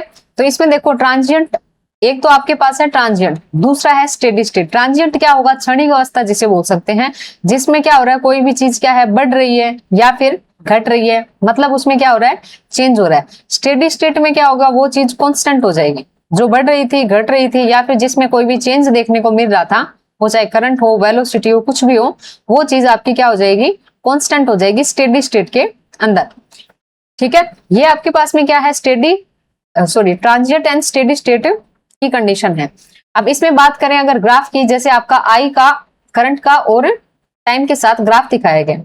अब इसमें ग्राफ की बात करें तो ये क्या हो रहा है, ये आपके पास में टाइम के साथ बढ़ रही है, करंट क्या हो रही है, टाइम के साथ यहाँ पर बढ़ रही है, ठीक है, यहाँ पर बढ़ रही है, लेकिन एक टाइम के बाद, एक कोई टाइम होगा उसके बाद ये क्या हो गई, कांस्टेंट हो गई। यहाँ पे क्या हो गई, कांस्टेंट हो गई। जहां पर कांस्टेंट हो गई, स्थायी हो गई, स्टेबल हो गई, उसे क्या बोलेंगे, स्टेडी स्टेट बोलेंगे। स्टेडी में नाम ही स्टेबल जैसा ही है, तो अपन स्टेडी स्टेट में क्या होगी, चीज जो है, कोई भी क्वांटिटी है वो क्या हो जाएगी, स्टेबल हो जाएगी, उसे स्टेडी स्टेट बोल देंगे, ठीक है। और जिसमें चेंज देखने को मिल रहा है, जैसे यहाँ पे क्या हो रही है, इंक्रीज हो रही है, बढ़ रही है, तो ये आपके पास कौन सी स्टेट है, ट्रांजिएंट स्टेट है करंट की। या फिर ये ऐसे भी हो सकता है कि यहाँ पे करंट क्या है, इस प्रकार से हो, I0 है, उससे वैल्यू क्या जा रही है, कभी ऊपर कभी नीचे, लेकिन टाइम के साथ घटते घटते ये चीज क्या होगी, बिल्कुल कांस्टेंट हो जाएगी एक टाइम के बाद। और जब ये कांस्टेंट हो जाएगी, यहाँ पे क्या हो रही है, कांस्टेंट हो रही है, कांस्टेंट हो रही है, तो ये अवस्था उसकी कौन सी है, स्टेडी अवस्था है। और यहाँ पे जो है जिसमें चेंज देखने को मिल रहा है, जहाँ पे क्या हो रही है, चेंज देखने को मिल रहा है, वो कौन सा है, ट्रांजिएंट स्टेट है, ठीक है। अब अपन इस चीज को थोड़ा सा क्या कर लेते हैं, आरएल सर्किट के लिए भी पढ़ लेते हैं। आरएल सर्किट की बात करें तो आरएल सर्किट में करंट कैसे लिखा जाता है, कैसे लिखा जाता है, I equal to I0 bracket 1 minus E की पावर कितना, माइनस का RT बाय L, माइनस का RT बाय L, ऐसा करंट लिखा जाता है। अब इस I नोट को पहले 1 से मल्टीप्लाई कर दिया, फिर अंदर मल्टीप्लाई कर दिया। अब ये जो I नोट है आपको दिख रहा है, क्या होगा, इसका ग्राफ एक कांस्टेंट होगा, ये कांस्टेंट I नोट है। जहां पे बात कांस्टेंट की होगी तो वो कौन सी करंट हो जाएगी, ये स्टेडी करंट हो जाएगी। कैसी हो जाएगी, स्टेडी करंट हो जाएगी। नेक्स्ट कौन सी है, I0 e की power minus RT by L। अब यहाँ पे क्या हो रहा है, एक्सपोनेंशियली डीके वाला ग्राफ आपको मिलेगा, तो ये आपके पास में क्या है, चेंज देखने को मिलेगा। तो ये करंट का कौन सा पार्ट है, ट्रांजिएंट करंट या फिर ट्रांजिएंट स्टेट वाला पार्ट कौन सा है, I0 e की पावर माइनस का RT बाय L, इस प्रकार से आपके पास में है। नेक्स्ट इसको जैसे अपन ने लिखा I इक्वल टू कितना, I0 1 माइनस ई की power minus RT by L। यहाँ पे टाइम कांस्टेंट लिखना है, टाइम कांस्टेंट लिखना है, मतलब इस ई की पावर को क्या बनाना है, माइनस तो है ही, 1 बनाना है, 1 बनाना है तो टी को क्या रखें, L बाय R रख देते हैं, ताकि R by L, L by R से कैंसिल हो जाए, ठीक है। तो T equal to L by R, time constant. इस टाइम पे क्या हो जाएगा, इसकी पावर माइनस 1 हो जाएगी। अब ये 1 माइनस है तो ये मैक्सिमम वैल्यू का कितना आएगा, 0.67 आएगा, 37 नहीं आएगा, 67% ऐसा कुछ आएगा, सॉरी 63% आएगा। कितना आएगा, ये 0.63 I0 आ जाएगा, फिर ऐसा आ जाएगा, क्योंकि 1 माइनस करके सिंपल ये होता है तो 0.37 आता है, वो आपका टाइम कांस्टेंट हो जाएगा। अब इसी को फाइंड करके दिखाया तो ये 0.63 I नोट आ जाएगा, ठीक है। तो ये ग्राफ इसने बनाया हुआ है, इस पूरे का ग्राफ बनाया हुआ है कि यहाँ पे तो क्या है, 0.63 I नोट है, 1 से तो कम ही है, जब 1 होगा तो यहाँ पे उससे थोड़ा आगे की तरफ I नोट होगा, तो ऐसा कुछ बताया गया है। T इक्वल 2 है, टाइम कांस्टेंट है, जो कितने के बराबर है, L बाय R के बराबर है, तब 0.63 I0 है, यहाँ पर जाकर आई नोट है, मतलब आई नोट के बाद तो क्या है, कांस्टेंट है, तो स्टेडी स्टेट है। इससे पहले चेंज हो रहा है वो आपके पास ट्रांजिएंट स्टेट बता रहा है। ओके, अब आपके पास इंपॉर्टेंट क्या आती है, जो एलसीआर सर्किट होता है, एलसीआर सर्किट में एक ऑसिलेटिंग कंडीशन होती है जो बार बार पूछ ली जाती है, या फिर इससे रिलेटेड फ्रीक्वेंसी पूछ ली जाती है। इस प्रकार से पूछा जाएगा कि आपको डाटा दिया हुआ होगा, उसमें पूछेगा कि ये सर्किट क्या करता है, ओसिलेट, मतलब ओसिलेशन, ओसिलेटिंग सर्किट है या नहीं है, अगर है तो इसकी फ्रीक्वेंसी कितनी होगी, ऐसा पूछा जाता है। ऐसा पूछा जाता है तो एलसीआर सर्किट क्या होगा, किसकी तरह बिहेव करेगा, ओसिलेटिंग सर्किट की तरह बिहेव करेगा। ओसिलेटिंग सर्किट होगा तो उसकी कंडीशन क्या होती है, 1/LC is greater then R²/4L²। 1/LC is greater then R²/4L²। ठीक है, 2-3 बार पढ़ोगे तो याद हो जाएगा। अब ये कंडीशन आपने देख ली कि ये इससे बड़ा आ रहा है 1/LC किससे, R²/4L² से, तब हम क्या कर देंगे, फ्रीक्वेंसी फाइंड कर देंगे, ω0 = √1/LC - R²/4L²। इस प्रकार से ऑसिलेटिंग है तो फ्रीक्वेंसी भी फाइंड कर सकते हैं। नेक्स्ट आपके पास क्या है, coupled oscillation and normal mode. Coupled oscillation क्या होता है, नॉर्मल मोड क्या होती है, सबसे पहले नॉर्मल मोड क्या होती है, normal modes are modes at which the whole coupled system will perform SHM at a same frequency. ठीक है, कपल्ड ऑसिलेशन में क्या होगा, एक सेम फ्रीक्वेंसी होगी, मान लीजिए ω0 है, उस पे ये क्या करेगा, एसएचएम मतलब सिंपल हार्मोनिक मोशन करेगा। दूसरी कोई फ्रीक्वेंसी होगी ω1, उस पे भी वो क्या करेगा, एसएचएम शो करेगा। दो प्रकार की फ्रीक्वेंसी आपको मिलेगी, एक क्या होगी मिनिमम, दूसरी क्या होगी मैक्सिमम होगी। किस प्रकार से होता है, जैसे यहाँ पे क्या है, फिक्स्ड कर दिया गया है दो रस्सी को, जिसपे क्या कर दिया गया है, रोप है आपके पास में, यहाँ पे मास m लटका दिया गया है, इस पे m2 लटका दिया गया है। इनको आपस में कपल करने के लिए क्या कर दिया गया है, एक स्प्रिंग से जोड़ दिया गया है, ऐसा जोड़ दिया गया है। अब ये मोशन करेंगे तो क्या होगा, पहले यहाँ पे था मान लीजिए m1, ठीक है, वो कहां पे चला गया, यहाँ पे चला गया। दूसरा m2 यहाँ था, वो इधर चला गया। मतलब डिस्प्लेसमेंट कितना हुआ, पहले में x1 देखने को मिला, दूसरे में x2 डिस्प्लेसमेंट हमें देखने को मिला। अब ये डिस्प्लेसमेंट किस प्रकार से होंगे, देखो यहाँ पे नॉर्मल मोड फ्रीक्वेंसी कौन कौन सी है, ω1 एंड ω2 है। तो x1 की वैल्यू कैसे लिखी इसने, 2a cos ω2 - ω1/2 इंटू t। ठीक है, डॉट में क्या है, cos ω1 + ω2/2 इंटू t। मतलब ये तो आपके पास में क्या है, फेज वाली फ्रीक्वेंसी है, और ये आपके पास में क्या है, एम्पलीट्यूड वाली फ्रीक्वेंसी है। एम्पलीट्यूड वाली फ्रीक्वेंसी कितनी है, ω2 - ω1/2। फेज वाली फ्रीक्वेंसी कितनी है, ये वाली जो फ्रीक्वेंसी है फेज वाली है, ये कितने हैं, ω1 + ω2/2। ये तो फेज वाली फ्रीक्वेंसी है, और ये वाली एम्पलीट्यूड वाली फ्रीक्वेंसी है। x1 इतना आ गया तो x2 में क्या करना है, साइन की जगह कोस करना है। कोस है पहले से, उसकी जगह क्या करना है, साइन करना है। ये क्या बता रहा है, एम्पलीट्यूड को बता रहा है, सेकंड फेज को बता रहा है। ये एम्पलीट्यूड की फ्रीक्वेंसी है ω2 - ω1/2, और प्लस वाली किसकी है, फेज की फ्रीक्वेंसी है। अब देखो इन्होंने क्या लिखा है, सेकंड आगे क्या लिखा हुआ है, frequency of amplitude of coupled oscillator. Amplitude की फ्रीक्वेंसी कितनी है, ω2 - ω1/2। फेज डिफरेंस π/2 है, क्योंकि पहले क्या था, साइन, पहले कोस था, उसका साइन बनाया गया, मतलब π/2 का फेज डिफरेंस है इसमें एम्पलीट्यूड में। इसी प्रकार से फेज की फ्रीक्वेंसी कितनी है, ω1 + ω2/2, और दोनों में क्या है, दोनों में क्या था, कोस था ऊपर, जैसे कोस साइन में चेंज हो गया, π/2 का चेंज एम्पलीट्यूड में भी, और यहाँ पे भी कोस साइन में चेंज हो गया, फेज में भी क्या है, π/2 का चेंज। ये सारी इनकी क्या आ गई, फ्रीक्वेंसी आ गई। ऐसा होता है, फेज डिफरेंस दोनों में π/2, और फ्रीक्वेंसी कुछ इस प्रकार से, एम्पलीट्यूड की इतनी और फेज की इतनी। अब क्या है आपके पास में, energy of mass m1, m2। इसकी एनर्जी फाइंड करेंगे तो कुछ इस प्रकार से आपको मिलने वाला है। E1 = कितना, E0 cos² ω2 - ω1/2 इंटू। ठीक है, ये सारा क्या है, एनर्जी का एम्पलीट्यूड मान लिया गया, बाकी क्या रह गया, cos² में ये वाला टर्म आपका रह गया, फेज वाला।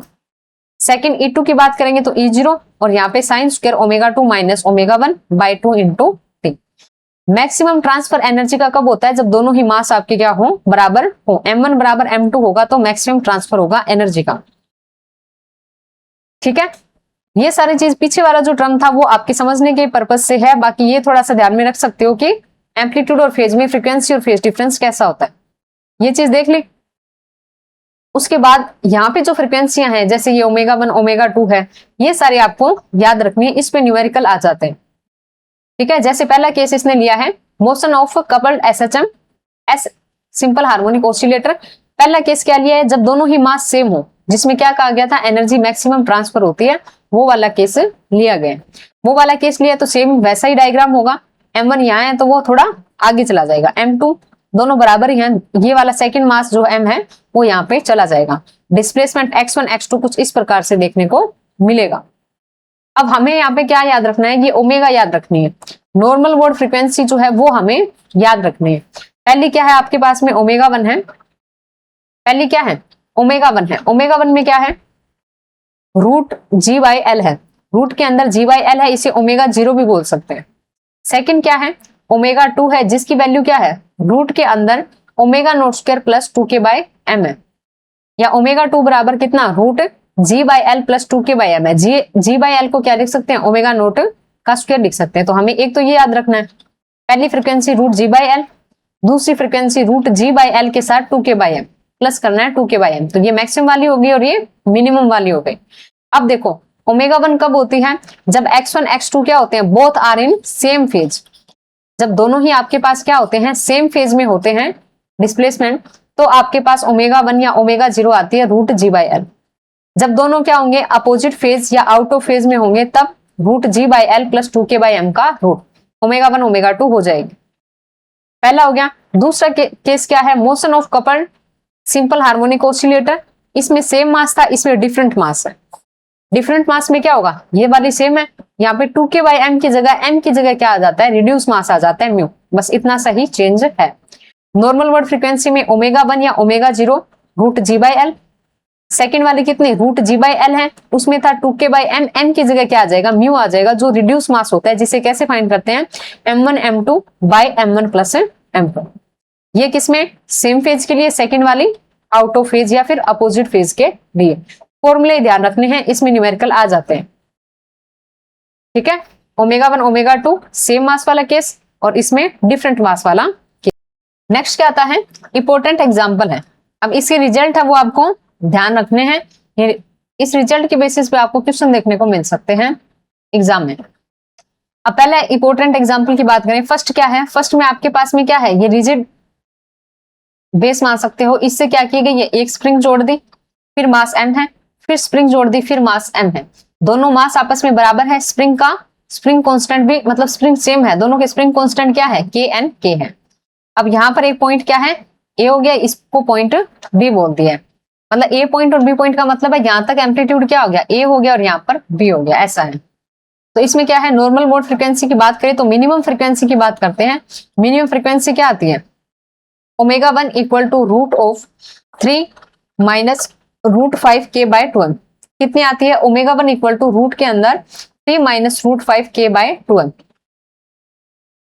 मैक्सिमम फ्रीक्वेंसी कितनी आती है, इसमें क्या करना है 3 माइनस √5 है, यहाँ पे क्या करना है 3 प्लस √5k/2m इसका रूट, या नॉर्मली इसमें ओमेगा को ऐसे लिखा जाता है ओमेगा बराबर कितना रूट के अंदर कितना 3 प्लस माइनस √5 और k/2m ऐसे लिखा जाता है। तो माइनस अब वो मिनिमम वाली हो जाएगी और प्लस अब वो मैक्सिमम वाली हो जाएगी।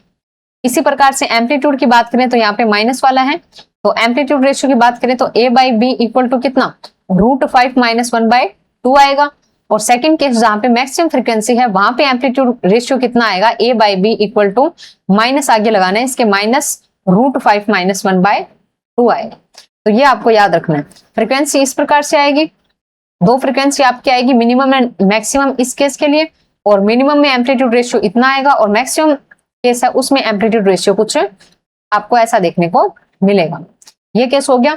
सेकंड एग्जांपल इस प्रकार से है कि मास m1 है, यहाँ पे m2 है, यहाँ पे m1 है, मतलब दो मास m1 सेम है, m1 बीच में m2 है, मतलब ये किसका एग्जांपल है CO2 का है। CO2 है तो ये आपके पास मास m2 हो गया, और O2 में जो सेम मास है वो क्या हो गया आपके पास में m1 हो गए। तो उसके लिए पहली फ्रीक्वेंसी क्या आएगी ω1 इक्वल टू √k/m1। दूसरी फ्रीक्वेंसी क्या आएगी k, ठीक है, यहाँ पे 2m1 plus m2 by m1 m2, 2m1 plus m2 by m1 m2, ये दोनों ही फॉर्मूले आपको याद रखने हैं, इस पे क्वेश्चन आ जाता है। कोई भी एग्जांपल हो सकता है इस प्रकार से जिसमें क्या है, 2 मास सेम है, तीसरा मास अलग है, स्प्रिंग कांस्टेंट दोनों के सेम है। थर्ड केस देखो, थर्ड एग्जांपल देखो क्या है, 2 मास है, मास दोनों सेम है, m एंड m, और इसमें क्या है, 3 स्प्रिंग, 2 मास है, वो 3 स्प्रिंग से जुड़े हुए हैं जिनमें क्या है, 2 के सेम है स्प्रिंग कांस्टेंट, एक का अलग है, मतलब 2 क्या है, Ka है स्प्रिंग कांस्टेंट, दूसरा क्या है, Kb है। तो ω1 कितना आएगा, ω1 इक्वल टू रूट Ka/m पहली फ्रीक्वेंसी, और दूसरी ω2 इक्वल टू कितना, Ka/m तो था ही, प्लस में क्या आ जाएगा, 2Kb/m आ जाएगा। कितना आ जाएगा, 2Kb/m। ये आपकी सेकंड फ्रीक्वेंसी आ जाएगी। ये क्या आ जाएगी, सेकंड फ्रीक्वेंसी आ जाएगी। नेक्स्ट देखो क्या है, नेक्स्ट क्या है, इलेक्ट्रिकल कपल्ड सिस्टम। ठीक है, इसमें आपको क्या करना है, जो सिस्टम आपको दिए हुए हैं उनमें फ्रीक्वेंसी किस प्रकार से होगी, उस पर भी न्यूमेरिकल सीधा देखने को मिल सकता है, फॉर्मूला बेस्ड न्यूमेरिकल इसमें आता है। तो पहला आपके पास है कैपेसिटिव कपल्ड सिस्टम। ठीक है, दो आपके पास में क्या है, ये इंडक्टर जुड़े हुए, यहाँ पे क्या है, 3 कैपेसिटर से इनको क्या किया गया है, यहाँ से इनको कपल किया गया है 2 सर्किट को। तो उसमें पहली जो फ्रीक्वेंसी है ω1 या ω0 इक्वल टू 1/√LC।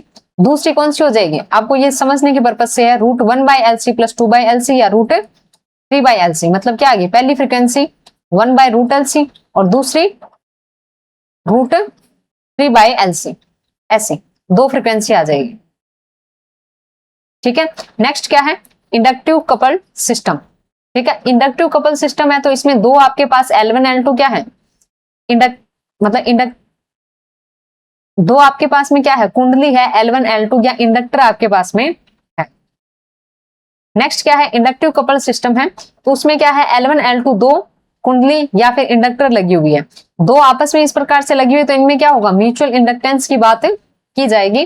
तो इसमें पहली फ्रीक्वेंसी ω1 कितनी होती है, ω1 इक्वल टू 1/√LC 1 प्लस के, बाई में क्या आ रहा है, 1 प्लस के आ रहा है, मतलब ये छोटी आएगी, और इसमें क्या आ रहा है, 1 माइनस के आ रहा है, मतलब ये बड़ी आएगी। तो ω2 क्या है, बड़ी है इससे, तो यहाँ पे कितना आया, 1/√LC 1 प्लस के, 1/√LC है, इसको क्या कर देते हैं, ω0 कर देते हैं। ठीक है, ω0 बराबर कितना, 1/√LC, शॉर्टली लिख लेते हैं ω0। इसमें बाकी क्या रह गया, बाय में रूट में 1 प्लस के, इसमें क्या रहेगा, ω0 रूट में 1 माइनस के रहेगा।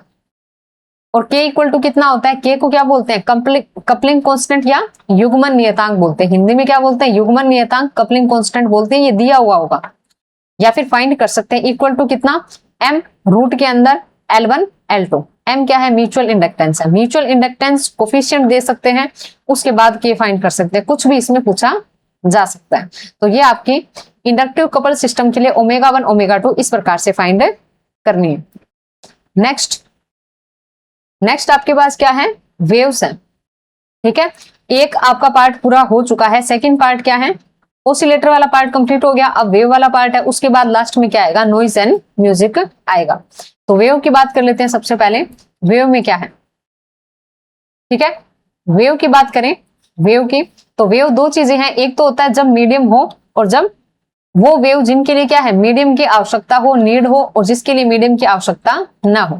जिसमें मीडियम चाहिए वो कौन सी होती है, मैकेनिकल वेव होती है, यांत्रिक तरंगे होती है। ठीक है, मैकेनिकल वेव होती है जिनमें मीडियम चाहिए, और जिनमें नहीं चाहिए उनमें कौन सा होता है, नॉन मैकेनिकल वेव्स होती है। तो मैकेनिकल वेव की बात कर लेते हैं, यांत्रिक तरंगे जो होती है, यांत्रिक तरंगे या फिर मैकेनिकल वेव जिसमें मीडियम चाहिए, वो किस प्रकार से होती है। ये 2 प्रकार की होती है, एक तो होता है लॉन्गिट्यूडनल वेव, दूसरी होती है ट्रांसवर्स वेव। अब इनमें फर्क क्या है, लॉन्गिट्यूडनल वेव में क्या होगा, जो पार्टिकल्स हैं उनके वाइब्रेशन, उनके कंपन है, वो वेव की डायरेक्शन में ही होते हैं। पार्टिकल के जो क्या है, वाइब्रेशन है, वो वेव की डायरेक्शन में। ठीक है, वाइब्रेशन ऑफ पार्टिकल वो किस डायरेक्शन में होगा, वेव की डायरेक्शन में होगा, वेव की डायरेक्शन में होगा, वो कौन सी होगी, लॉन्गिट्यूडनल वेव होगी। ट्रांसवर्स वेव में क्या होता है, ट्रांसवर्स में जो पार्टिकल होता है या फिर पार्टिकल का जो वाइब्रेशन है, पार्टिकल के जो वाइब्रेशंस हैं या कंपन हैं, वाइब्रेशंस वो किस में होंगे, परपेंडिकुलर होंगे, किसके? Perpendicular to direction of wave, direction of wave. Particle के वाइब्रेशन है वो वेव की डायरेक्शन के परपेंडिकुलर होते रहेंगे, बस यही डिफरेंस है। ट्रांसवर्स में परपेंडिकुलर होते हैं, पार्टिकल के वाइब्रेशन वेव की डायरेक्शन के मतलब उसकी रिस्पेक्ट में परपेंडिकुलर होते हैं, लॉन्गिट्यूडनल में उसी की डायरेक्शन में होते हैं। एग्जाम्पल की बात करें, लॉन्गिट्यूडनल में हो जाता है साउंड वेव, इसका क्या है? एग्जाम्पल है। ट्रांसवर्स की बात करें तो आपके पास कौन सा आ जाएगा? स्ट्रिंग वेव आ जाएगा और वाटर वेव। स्ट्रिंग वेव और वाटर वेव देखने को इसके एग्जाम्पल हो जाते हैं। अब वेव इक्वेशन की बात करते हैं, तो वेव इक्वेशन कैसे लिखी जाती है? Wave equation del square Y upon del X square equal to कितना? 1/v² del square Y upon del T square. तो ये कहीं ना कहीं क्या बता रहे हैं, मतलब वेलोसिटी का स्क्वायर है, नीचे भी वेलोसिटी का स्क्वायर है तो कैंसिल होके कांस्टेंट, और यहाँ भी क्या है, ऊपर भी y और x ये आपस में कैंसिल होंगे तो क्या आएगा? कांस्टेंट। तो दोनों तरफ कांस्टेंट है। या y को ऐसे लिखा हुआ है कि आपका फंक्शन है t minus X by V का प्लस फंक्शन है t plus X by V का। जहां पर माइनस है मतलब वो वेव किस डायरेक्शन में जा रही है? प्लस एक्स डायरेक्शन में जा रही है।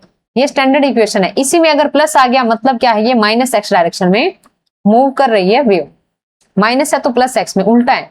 और माइनस है तो मतलब एक ही याद रखना है, माइनस बीच में है, यही आपकी जनरल फॉर्म होती है। इसमें एक्स डायरेक्शन में मूव कर रही है, प्लस आ गया तो माइनस एक्स डायरेक्शन हो जाती है। नेक्स्ट क्या है? Speed of transverse wave in uniform stressed string.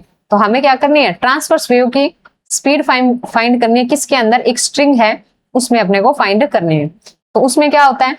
Formula आ जाता है। जैसे अपन ने क्या लिखा? 1/v² लिखा था, del square Y upon del X square. 1/v² की जगह म्यू बाई टी और यहाँ पे del square Y upon del T square. मतलब क्या आ गया? ये वाली क्वांटिटी किसको बता रहा है? 1 उससे कंपेयर करेंगे तो 1/v² को बता रहा है। मतलब v इक्वल टू कितना आ जाएगा? √t/μ आ जाएगा। ये फॉर्मूला होता है, इस पे क्वेश्चन आते हैं। अब यहाँ पे म्यू क्या है? म्यू आपके पास है मास पर यूनिट लेंथ है। क्या बताता है? मास पर यूनिट लेंथ m/l, मास पर यूनिट लेंथ है। ठीक है, अब इसके और फॉर्मूले क्या हो सकते हैं? इनके और फॉर्मूले की अपन बात कर लेते हैं। जैसे क्या है? t/μ था, अपन ने क्या रख दिया? इसको सीधा लिखा गया। अपन यहाँ पे सोल्व कर लेते हैं। अब यहाँ पे v इक्वल टू क्या है? v इक्वल टू कितना है? √t/μ है। t/μ है, इसको क्या लिखा जा सकता है? t/μ की वैल्यू क्या है? m/l है, तो m ठीक है, m नीचे l ऊपर। फिर यहाँ पे टेंशन फोर्स T ठीक है, L ठीक है। m को क्या लिख सकते हैं? रो इंटू वी लिखा जा सकता है। रो इंटू वी लिखेंगे तो ये क्या है? TL, और यहाँ पे कितना होगा? रो ठीक है। v को क्या लिख सकते हैं? एरिया इंटू L भी लिखा जा सकता है। तो L से L क्या हो जाएगा? कैंसिल हो जाएगा। L से L कैंसिल हो जाएगा तो v कितना आ जाएगा? यहाँ पे √t/रो इंटू a आ जाएगा। T को क्या लिखा जा सकता है? जो भी स्ट्रिंग है उसमें मास कितना होगा? मास मतलब वेट के कारण कितना फोर्स लगेगा? mg नीचे की तरफ लगेगा। ऊपर अगर स्ट्रिंग है तो ऊपर की तरफ क्या लगेगा? टेंशन फोर्स लगेगा। तो T इक्वल टू क्या आ जाएगा? mg आ जाएगा। तो यहाँ से v इक्वल टू कितना आ जाएगा? mg/ρ a आ जाएगा। ऐसा आ जाएगा। तो ये कुछ इस प्रकार से आ गया t/ρ a। ये इंपॉर्टेंट है। mg बाय क्या है? रो इंटू ये क्या है? πr² है। इसका एक फॉर्मूला और भी हो सकता है। mg एक टाइप से फोर्स है, या t आपके पास फोर्स है, बाय में क्या है? एरिया। फोर्स पर यूनिट एरिया किसको बताता है? प्रेशर को बताता है। ठीक है, प्रेशर बाय रो। ऐसा भी आपके पास में v हो सकता है। क्यों? क्योंकि प्रेशर इक्वल टू कितना होता है? फोर्स पर यूनिट एरिया होता है। तो ये भी एक क्या हो सकता है? फॉर्मूला देखने को मिल सकता है। ओके, मेन फॉर्मूला ये है, इससे बना सकते हैं कुछ भी लिख के। ये भी इंपॉर्टेंट है, ये वाला इंपॉर्टेंट है, तीसरा ये वाला है। बस तीन ही आपको याद रखने। इसको तो याद रखने की नीड है ही नहीं है, तो इससे भी हो जाएगा। बाकी दो याद रख सकते हैं। नेक्स्ट क्या है? Velocity of longitudinal wave. Longitudinal wave की वेलोसिटी की बात करें तो कितनी होती है? फ्लूइड के अंदर बात करें, तरल के अंदर बात करें तो कितनी होती है? v equal to √e/ρ। ई क्या है? Bulk modulus of elasticity. Transverse wave होती है उसकी वेलोसिटी कितनी? √t/μ। और लॉन्गिट्यूडनल वेव की कितनी? √e/ρ। ऐसा ई क्या है? बल्क मॉडुलस ऑफ इलास्टिसिटी को बताता है। इसकी वैल्यू कितनी होती है? ऊपर तो होता है वॉल्यूम स्ट्रेस, नीचे कितना होता है? Volume strain. मतलब आयतन, प्रतिबल, आयतन, विकृति। इसको कैसे लिखते हैं? वॉल्यूम स्ट्रेस को डेल्टा P और वॉल्यूम स्ट्रेन को डेल्टा V/V, ऐसा लिखा जा सकता है। तो नेक्स्ट देखो क्या आएगा।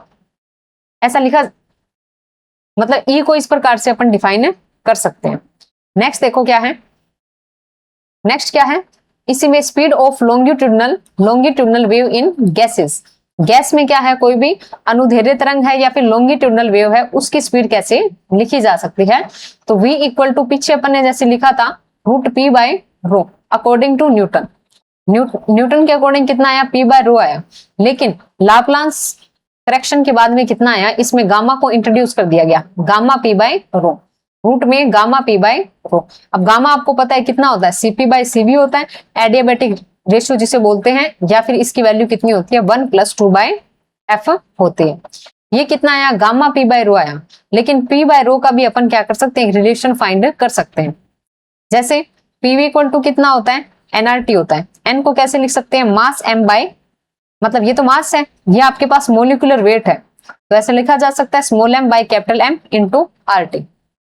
ठीक है, अब pm ठीक है आपके पास में। नेक्स्ट क्या आ गया, m/v आ सकता है। क्यों किया ऐसा, स्मॉल m/v क्यों किया, क्योंकि अपने को क्या चाहिए, रो चाहिए और p चाहिए, तो m/v कर दिया, m/v को रो लिख देंगे तो pm इक्वल टू ρRT आ गया। तो अपन को क्या चाहिए, p/ρ चाहिए, जिसकी वैल्यू आएगी RT/m। तो यहां से ये वाला रेशियो क्या आ गया, मतलब v की वैल्यू गैसेस के अंदर कितनी आ गई, लॉन्गिट्यूडनल वेव गैसेस में है तो स्पीड कितनी आ गई, गामा RT/m। तो v जो है वो क्या होती है, इंडिपेंडेंट ऑफ प्रेशर होती है, यहाँ पे डिपेंड नहीं हो सकती। क्यों, क्योंकि रो भी किसी प्रकार से p पे डिपेंड करता है, तो रेशियो RT/m आएगा। तो v is independent of pressure. v की वैल्यू कितनी आएगी, कितनी आएगी, रूट गामा RT/m, और ये m किसको बताता है, मोलिक्यूलर वेट को, मोलिक्यूलर वेट। मतलब आपको क्या देंगे, H2 गैस दे दे, हीलियम गैस दे दे, कोई भी दे दे, तो उसमें आपको मोलिक्यूलर वेट से ही इसको मतलब लिखना है, मोलिकुलर वेट ही आपको इसका लेना है इस प्रकार से। या फिर मास दिया हुआ है तो आपको ये फॉर्मूला यूज करना पड़ेगा, मोलिकुलर वेट के लिए ये करना पड़ेगा। सॉलिड की बात करें, सॉलिड में किस प्रकार से होती है, तो v equal to y/ρ। y क्या होता है, यहाँ पे यंग्स मॉडुलस हो जाएगा, क्या होगा, यंग मॉडुलस आपके पास हो जाएगा। अब आता है energy density and intensity of progressive wave.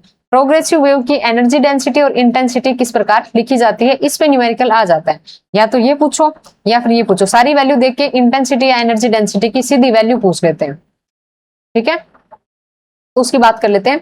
Energy density को किस प्रकार से लिखा जाता है, एनर्जी डेंसिटी होता है energy per unit volume. E/v की वैल्यू कितनी आ रही है, ये रही 2 पाई, यहाँ पे न्यू फ्रीक्वेंसी का स्क्वायर, एम्पलीट्यूड का स्क्वायर इंटू डेंसिटी, जो भी मीडियम है उसका डेंसिटी, मतलब 2 पाई न्यू स्क्वायर ए स्क्वायर रो, 2 पाई न्यू स्क्वायर ए स्क्वायर रो। इस प्रकार से एनर्जी डेंसिटी आ जाएगी E/v। अब इंटेंसिटी क्या होती है, इसको कैसे लिखते हैं, इंटेंसिटी की बात करें तो इंटेंसिटी क्या होता है, I equal to energy per unit area into time. मतलब पर यूनिट टाइम में पर यूनिट एरिया पे जितनी एनर्जी आती है उसे क्या बोलते हैं, इंटेंसिटी बोलते हैं, ऐसा कुछ बोलते हैं। तो हमें क्या करना है, वॉल्यूम बना लेते हैं। वॉल्यूम बनाने के लिए ऊपर क्या किया, E को एक लेंथ L से मल्टीपल कर दिया, इधर क्या कर दिया, एरिया के साथ और T के साथ भी एक लेंथ ऐड कर दी, ये दोनों मिलके V बना लेंगे। तो आगे क्या आएगा, EL बाय क्या आ जाएगा, वॉल्यूम V आ जाएगा, और इनटू ये क्या आ जाएगा, T आ जाएगा।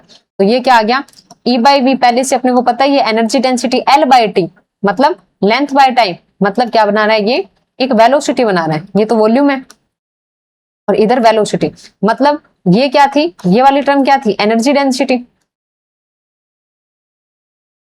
एनर्जी डेंसिटी को जब क्या करते हैं, वेलोसिटी से मल्टीपल करेंगे तो इंटेंसिटी आ जाएगी। तो ये इतना फॉर्मूला एनर्जी डेंसिटी का था, यहां से यहां तक न्यू लिखना है, इसको F लिखो, न्यू लिखो, सेम ही है। और यहाँ पे क्या आएगा, V आएगा एक,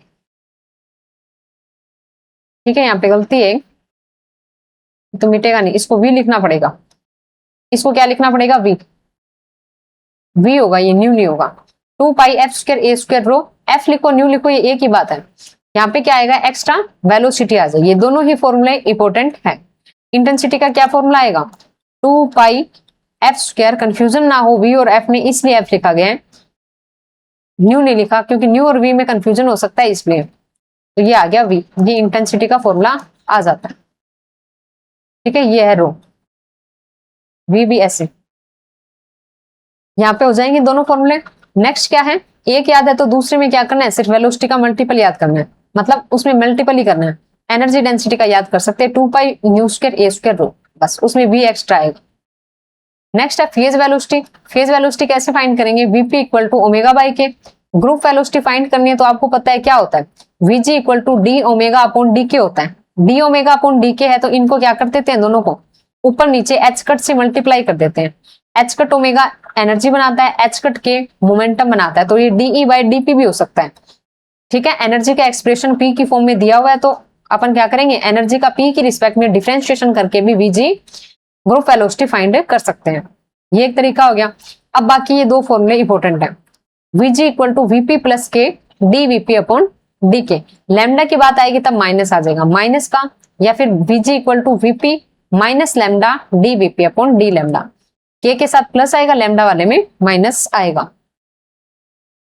नेक्स्ट देखो क्या है, नेक्स्ट मीडियम की बात की गई है।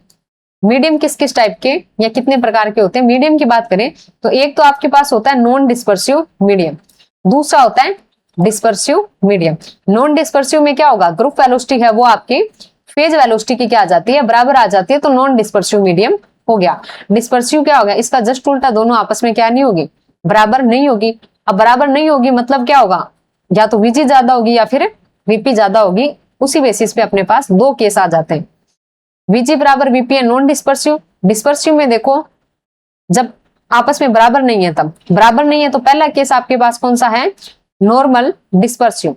नॉर्मल डिस्पर्सिव एक याद कर लो, दूसरे में उसका अपोजिट कर देंगे। नॉर्मल डिस्पर्सिव में कौन सा होता है, VP is greater than VG, phase velocity है वो ग्रुप वेलोसिटी से ज्यादा हो, वीपी ग्रेटर देन वीजी हो, नॉर्मल डिस्पर्सिव होगा।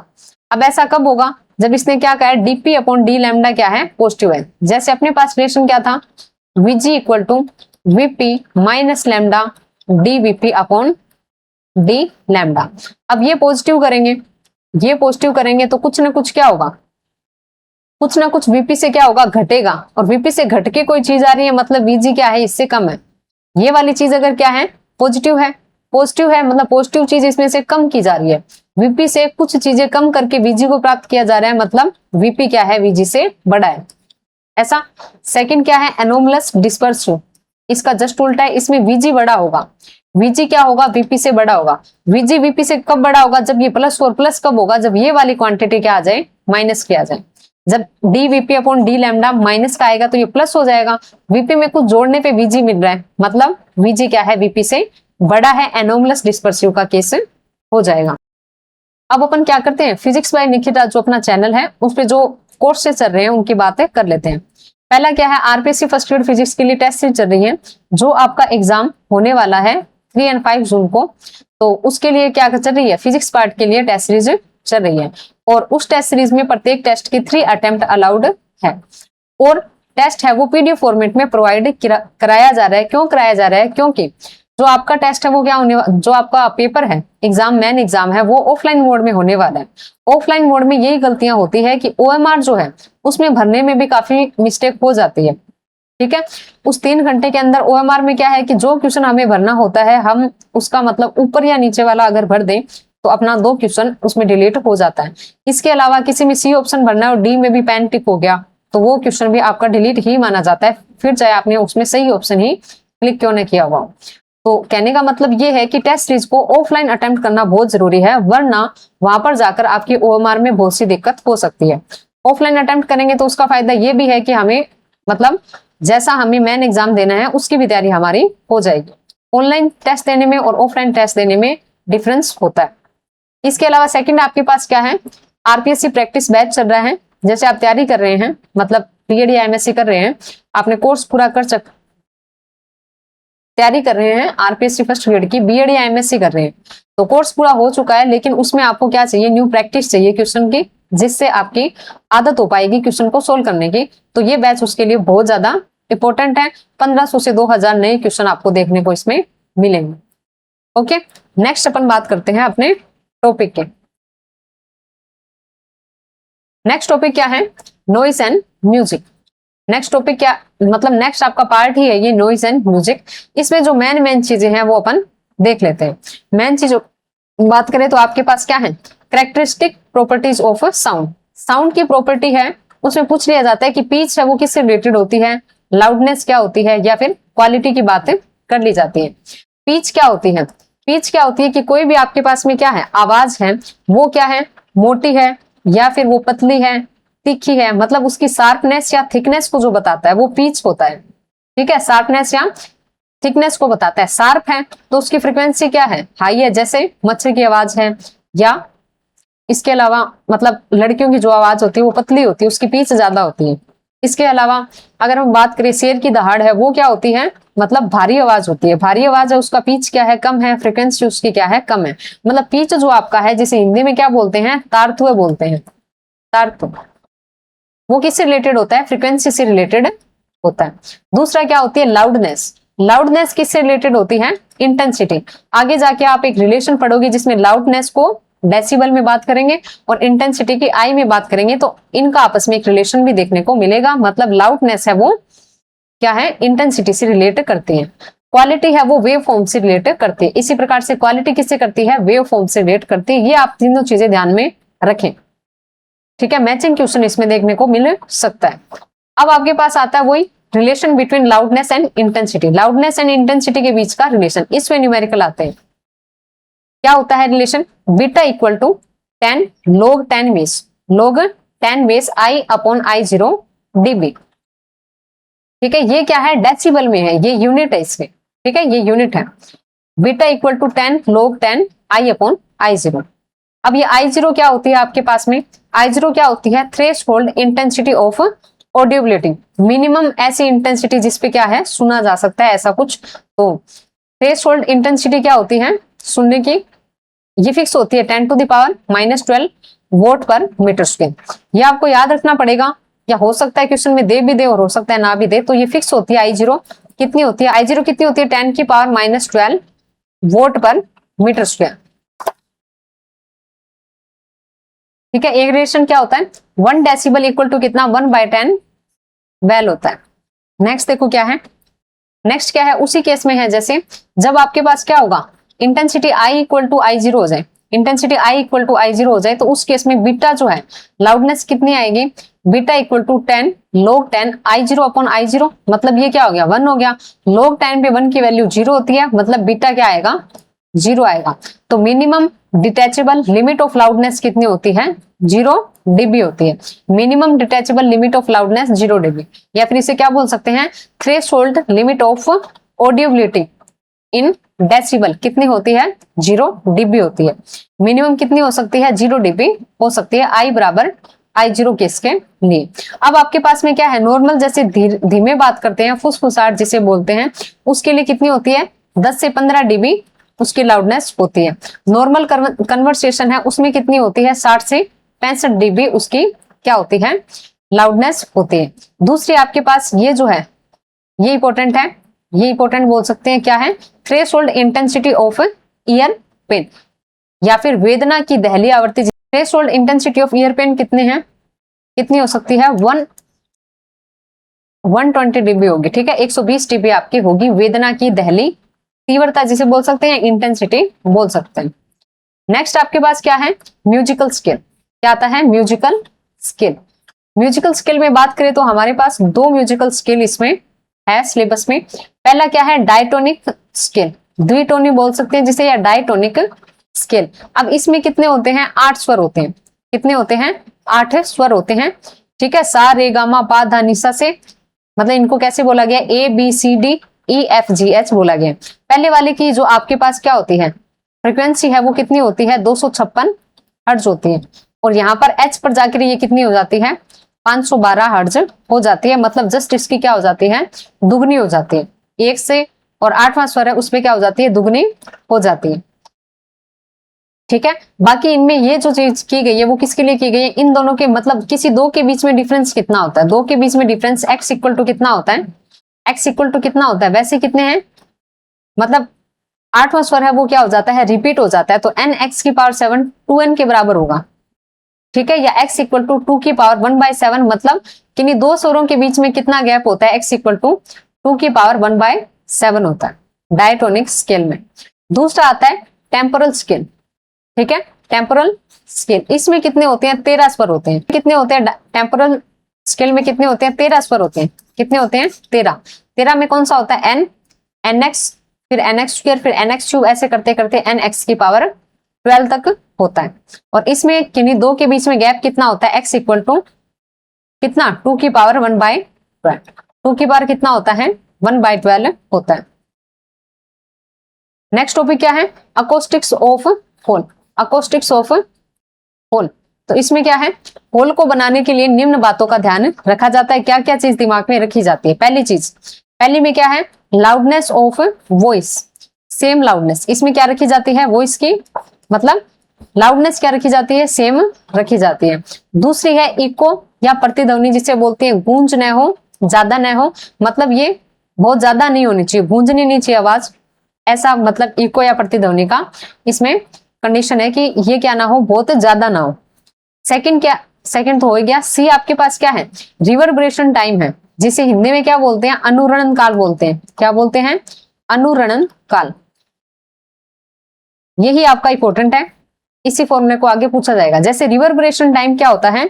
किसी हॉल में सोर्स ऑफ साउंड को बंद कर देने के बाद भी कुछ देर तक ध्वनि सुनाई देती है, मतलब सोर्स बंद हो गया उसके बाद भी आवाज आ रही है, तो ये जो समय है इसे इको बोल देते हैं अपन, ठीक है। लेकिन ये जो समय है इसे क्या बोल देते हैं? समय को अनुरणन काल कहलाता है, या फिर अनुरणन काल या फिर रिवर्बरेशन टाइम बोल देते हैं। सोर्स बंद होने के कितने देर तक जो आवाज सुनाई देती है वो समय आपके पास क्या है? अनुरणन काल या रिवर्बरेशन टाइम होता है।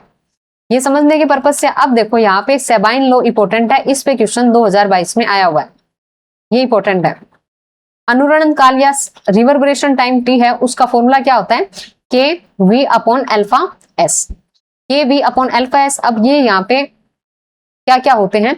यहाँ पे के इक्वल टू कितना है? कांस्टेंट है, कांस्टेंट की वैल्यू कितनी है? 0.165 मीटर इनवर्स सेकंड होता है। वी यहाँ पे क्या है? Volume of hole. क्या है? Volume of whole. एस क्या है? Area of surface. अल्फा क्या है? Absorption coefficient of surface. Absorption coefficient है सरफेस का।